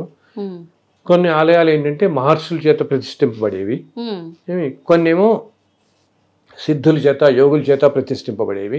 ఇప్పుడు మనం అంటుంటాం చూడు, ఇది అగస్త్యుడు ప్రతిష్ఠించాడు, ఇది భారద్వాజ ప్రతిష్ఠించాడు అని చెప్పుకుంటుంటాం. ఏదైనా గుళ్ళకి వెళ్తే ఊళ్ళల్లో మనం కొన్ని చోట్ల అలాగా కొన్ని సిద్ధులు యోగులు, కొన్ని ఆ స్వామీజీ ప్రతిష్ఠించారు, ఈ స్వామి ఇలా చెప్తుంటాం. కొన్ని ఈ మిగతావి మానవ ప్రతిష్ఠలు, అంటే మానవులు మనం కట్టించేవి, వీళ్ళు చేసేవి. సో వీటిలన్నిటికంటే సుప్రీం ఏంటి, స్వయం వ్యక్తం, అంటే భగవంతుడే స్వయంగా మనం కోటం వేలవటం అన్నమాట. సో ఇలా తిరుమలలో ఉన్నది అలా సాక్షాత్తు ఆయనంతో ఆయన వెలిసింది. ఆయనే మనని కలియుగంలో ఈ కష్టాల నుంచి కాపాడడం కోసం ఆయన తీసుకున్న ఇదనమాట. అందుకని అంత పవర్ఫుల్ ప్లేస్ అది. సాక్షాత్తు భగవంతుడే వైకుంఠం నుంచి వచ్చి నిలబడిన ప్రదేశం కాబట్టి. ఇంకొకటి ఏమిటి, అలాగే ఈ వెంకటాద్రి అని మనం కొండ ఎక్కుతున్నాం కదా, ఈ వెంకటాద్రి అంతా కూడా శేషాచలం కూడా అంటాం. అది యాక్చువల్లీ అంతా ఆదిశేషుడే. ఆదిశేషుడే పర్వత రూపంలో అలా ఉంటాడు మొత్తం. ఎందుకంటే పైన స్వామివారు ఉన్నారు కాబట్టి పర్వత రూపంలో ఉంటాడు. అలాగే ఆ స్వామి పుష్కరిణి అంతా కూడా వైకుంఠంలో ఉండే ఆ పుష్కరిణి ఇక్కడ వస్తుంది. స్వామి వచ్చాడు కదా, అది కూడా వస్తుంది అనమాట. ఆ పుష్కరిణి కూడా ఇంత పవిత్రమైన ప్రదేశాలు ఉన్నాయి కాబట్టి అంత పవర్ ఆ స్థలానికి. అండ్ ఇంకోటి చెప్పానుగా, ఇన్ని కోట్ల సంవత్సరాలుగా ఇన్ని దేవతలు. అంతేకాదు, అసలు మనం అనుకుంటాం రాములు వారు కూడా సాక్షాత్తు వెళుతూ రామచంద్ర వాళ్ళు కూడా వస్తారు ఇక్కడికి, తిరుమల కొండకు వస్తారు. ఇలా ఎందరో దేవతలు అన్నమాట వచ్చిన ప్రదేశం కాబట్టి ఇన్ని కోట్ల సంవత్సరాలుగా. ఇంకోటి ఏంటి, నిత్యం ఇన్ని వేల సంవత్సరాలుగా ఎన్ని ఆరాధనలు అవుతున్నాయి అక్కడ, ఉదయం నుంచి రాత్రి దాకా అవుతున్నాయి. అండ్ సంవత్సరం పొడుగునా ఒక 300-400 రకరకాల ఉత్సవాలు జరుగుతూనే ఉంటాయి. నిత్యోత్సవ అంటారు వాళ్ళు, వారోత్సవ, పక్షోత్సవ, మాసోత్సవ అని చెప్తారు, సంవత్సరోత్సవం అని అన్ని రకాల ఉత్సవాలు అవుతుంటాయి. 400 ఉత్సవాలు ఎన్నో ఉంటారు వాళ్ళు. ఇన్ని ఉత్సవాలు జరుగుతూ ప్రతిరోజు శ్రీసూక్తం, పురుషోక్తం అన్ని విధాలుగా పూజింపబడుతుంటే ఆ క్షేత్రానికి ఎంత పవర్ ఉంటుంది, వైబ్రేషన్. అండ్ సాక్షాత్తు భగవంతుడే ఉన్నది అక్కడ ఉన్నది. సో దానివల్ల అంత శక్తి ఉంటుంది అనమాట అక్కడ. అందుకని మనకి అక్కడి నుంచి రాబుద్ది కాదు. ఎందుకంటే మనం ఇప్పుడు మనందరికీ తండ్రి ఎవరు, శ్రీమన్నారాయణుడు. అంతేగా భగవంతుడు, ఆయన నుంచి ఈ మానవకట అంతా కదా పుట్టింది. సో మనకి ఆయన మీద మరి అంత సుప్రీం పవర్ మీద మనకి ఎప్పుడు ప్రేమ ఉంటుంది కదా. మన తండ్రి యజమాని అన్నీ ఆయనే కదా. అందులో అడిగితే రాబుద్ది కాదు కాసేపు దర్శనానికైనా. కానీ మనం ఒక్క స్ప్లిట్ సెకండ్ దర్శనం కలిగినా అక్కడ మనం చూసుకోవాల్సింది ఏంటంటే, మనకి ఆయన కనపడ్డా కాదా అన్నది, ఆయన మనకి చూసాడా లేదనేది ఇంపార్టెంట్. ఆ సెకండ్లో ఆయన మనని చూస్తున్నాడా. ఇంకొకటి, ఆయన ఆలయంలోనే కాదు, ఆలయం బయట అంతా తిరుగుతూనే ఉంటాడు చక్కగా. రోజు భక్తులు ఆయనకి ఎంతో సంతోషం అంట. ఏంటి, భక్తులు అందరూ రకరకాల కథలు చెప్పుకుంటూ వాళ్ళ ఎక్స్పీరియన్స్ చెప్పుకుంటుంటారు కదా.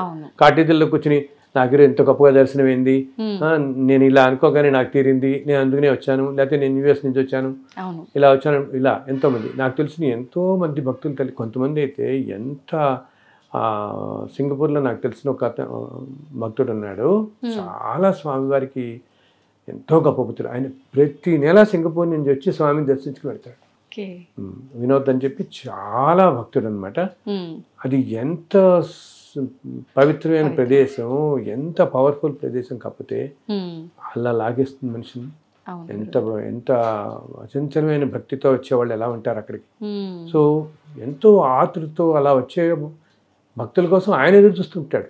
ఓకే. వాళ్ళు అంటుంటారు ఆ స్వామివారు అసలు ఆయన మనం ఇందాక నేను చెప్పాను శిలగా మనల్ని భ్రమింపజేస్తున్నాడు అంట.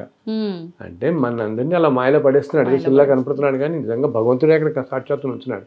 ఒక్కోసారి మనం నేను ఈ మధ్య మన లాస్ట్ టైం వెళ్ళినప్పుడు 2 సార్లు వెళ్ళాను ఆ రోజు దర్శనానికి. పొద్దున వెళ్తున్నప్పుడేమో ఇలా మామూలుగా చూస్తున్నట్టు కనపడింది, తర్వాత నేను వెళ్తున్నప్పుడేమో ఇలాంటి చిరునవ్వు అవుతూ కనపడ్డారు. అంటే మీకు విగ్రహ రూపం కనిపించదా గురుగారు? ఇంకా విగ్రహ రూపంలోనే నీకు అది తెలుస్తుంది వెంటనే. ఓకే. ఒక్కసారి చిరునవ్వు నవ్వుతున్నట్టుగా ఆయన ఒళ్ళు తలదిరిస్తుంది మనకి తలుచుకుంటేనే, చెప్తుంటేనే. ఇది చాలా మంది చెప్తారు, అక్కడ ఉన్న అర్చకులు చెప్తారు, అర్చకులు నిత్యం ఉంటారు కదా, వాళ్ళు చెప్తుంటారు స్వామి మొహంలో మాకు ఎంతో ఆనందం కళ కనపడుతుంటుంది. అంటే ఎవరు మహాభక్తులు ఎవరో వస్తున్నాడు ఈరోజు, స్వామి కూడా చాలా సంతోషపడుతుంటారు, చాలా సంతోషపడుతున్నారు వాడు అని చెప్పేసి అట్లా అని. అందుకని పైన కొండ మీద ఆయన ఎప్పుడు మన మధ్య తిరుగుతుంటాడు రకరకాల రూపాల్లో. ఏదో మనం చూడు, ఒక్కోసారి మనం ఏదైనా మాట్లాడుకుంటున్నప్పుడు ఎవరో ఏది పని లేనట్టుగా వచ్చి మన పక్కన కాసేపు కూర్చుని అలా వెళ్ళిపోతారు. ఓకే, మనం అలాగే ఏదో ఏ టీ కాఫీ తాగడానికి ఏదో చెట్టు కిందకి వెళ్ళి తాగుతుంటామా, ఎవరో వచ్చి మనం ఏదో మన ఫ్రెండ్స్తో చెప్పుకుంటుంటాం, ఇందాక దర్శనం ఏంటి, అయితే రేపు పొద్దున్న దర్శనం ఉంది, నేను 4 ఏళ్ల క్రితం ఇలా వచ్చాను, నాకు ఇంత అద్భుతం, ఇవన్నీ జరుగుతుంటే ఇటువంటివన్నీ ఎవరో ఒకళ్ళు వచ్చి ఆయన కూడా టీ తాగి వెళ్ళిపోతుంటాడు, మనతో మాట్లాడి ఏదో చిరునవ్వునే వెళ్ళిపోతాడు.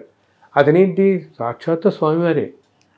ఆయనకి చాలా ఇష్టం అనమాట భగవంతుడి గురించి చెప్పుకుంటుండగా లీలలు వింటుంటే. ఏంటి వీళ్ళందరూ అంత మార్గంలో ఉన్నారు కదా, మరి అంత భక్తి మార్గంలో ఇలా ఉన్నారు మైమరిచి. ఎవరైతే అంత ప్యూర్ హార్ట్స్తో ఉంటారో, మనస్సుతో, వాళ్ళ దగ్గర ఆయన అంటాడు కదా, నా లీలలు కానీ నా ఇది కానీ ఎక్కడ ఉంటాయో నేను అక్కడ ఉంటారు, కూర్చుని ఉంటాడు, అక్కడే టెస్ట్ వచ్చి కూర్చుంటాడు. గాత్రం ఎవరైతే పాడుతుంటారో కీర్తనలు ఇవన్నీ, అలాగే ఆయన విశేషాలు చెప్పుకున్నప్పుడు కూడా కూర్చుంటాడు. అందుకని ఆ ప్లేస్ అంత పవర్ఫుల్ అయింది. ఎందుకు ఇందాక అన్నామే, ఇంత శక్తివంతమయ్యి మనకి వెళ్ళటానికి ఇంత కష్టమైన, వెళ్ళిన తర్వాత ఒక్క స్ప్లిట్ సెకండ్ దర్శనం మనకు వచ్చేది, కానీ మళ్ళీ లాగేస్తుంటది కదా, మళ్ళీ వెళ్ళాలి, మళ్ళీ వచ్చినప్పటి నుంచి మళ్ళీ ఎప్పుడు వెళదామా. అండ్ ఇంకొకటి, మన సంకల్పం గట్టిగా ఉంటే తల్లి ఆయన ఏదో ఏర్పాటు చేసేస్తాడు. నేను చాలాసార్లు చూస్తున్నాను, వెళ్ళాలి ఇలా అనుకున్న వాళ్ళకి గబుక్కుని ఆ పక్కింటి వాళ్ళు రమ్మటం, ఎవరో తెలిసిన వాళ్ళు రమ్మటం, నేను కూడా తీసుకెళ్తాం 10 మాతో పాటు, గబుక్కుని అది జరిగిపోతుంది. మన సంకల్పం లేకుండా వెళదాలే పర్వాలేదు అనుకున్న వాళ్ళకి ఇది ఒకటి జరగదు. అది మాత్రం మనం ఎప్పుడూ తక్కువ చేయకూడదు అక్కడ. బికాస్ ప్రతి అక్షరం నిజమనే, ప్రతి మనం మాట్లాడే ప్రతి మాట ఇప్పుడు చక్కగా వింటున్నాడు, అన్నీ వింటుంటారు చక్కగా అని చెప్పని. ఇందాక సర్వవ్యాప్తి నారాయణుడు అని అంటారు, మొత్తం వ్యాపించి ఉన్నవాడు. గురుగారు, మీకు ఇప్పటికీ భగవంతుడు దర్శనం కలుగుతూ ఉంటుందా? చాలా పెద్ద ప్రశ్న వేశావు. కలుగుతుందమ్మా, కానీ చెప్పాను కదా రకరకాల రూపాల్లో దర్శనం ఇస్తుంటాడు ఆయన. ఎన్నెన్నో ఇప్పుడు చెప్పానుగా, ఈ పుస్తకాలని రాస్తున్నప్పుడు శ్రీకృష్ణుడు మీద రాసినప్పుడు, లక్ష్మీనరసింహ స్వామి మీద రాసినప్పుడు, అమ్మవారి మీద, శివుడి మీద, రాముల వారి మీద, రాముల వారి మీద రాసినప్పుడైతే అసలు రాయక ముందే నాకు ఓ రోజు రామచంద్రుల వారు, ఆంజనేయుడు అలా వచ్చి దర్శనం ఇచ్చారు నాకు. ఆ తర్వాత నేను రామరక్షావతం అని ఒక బుక్ రాశాను అనమాట.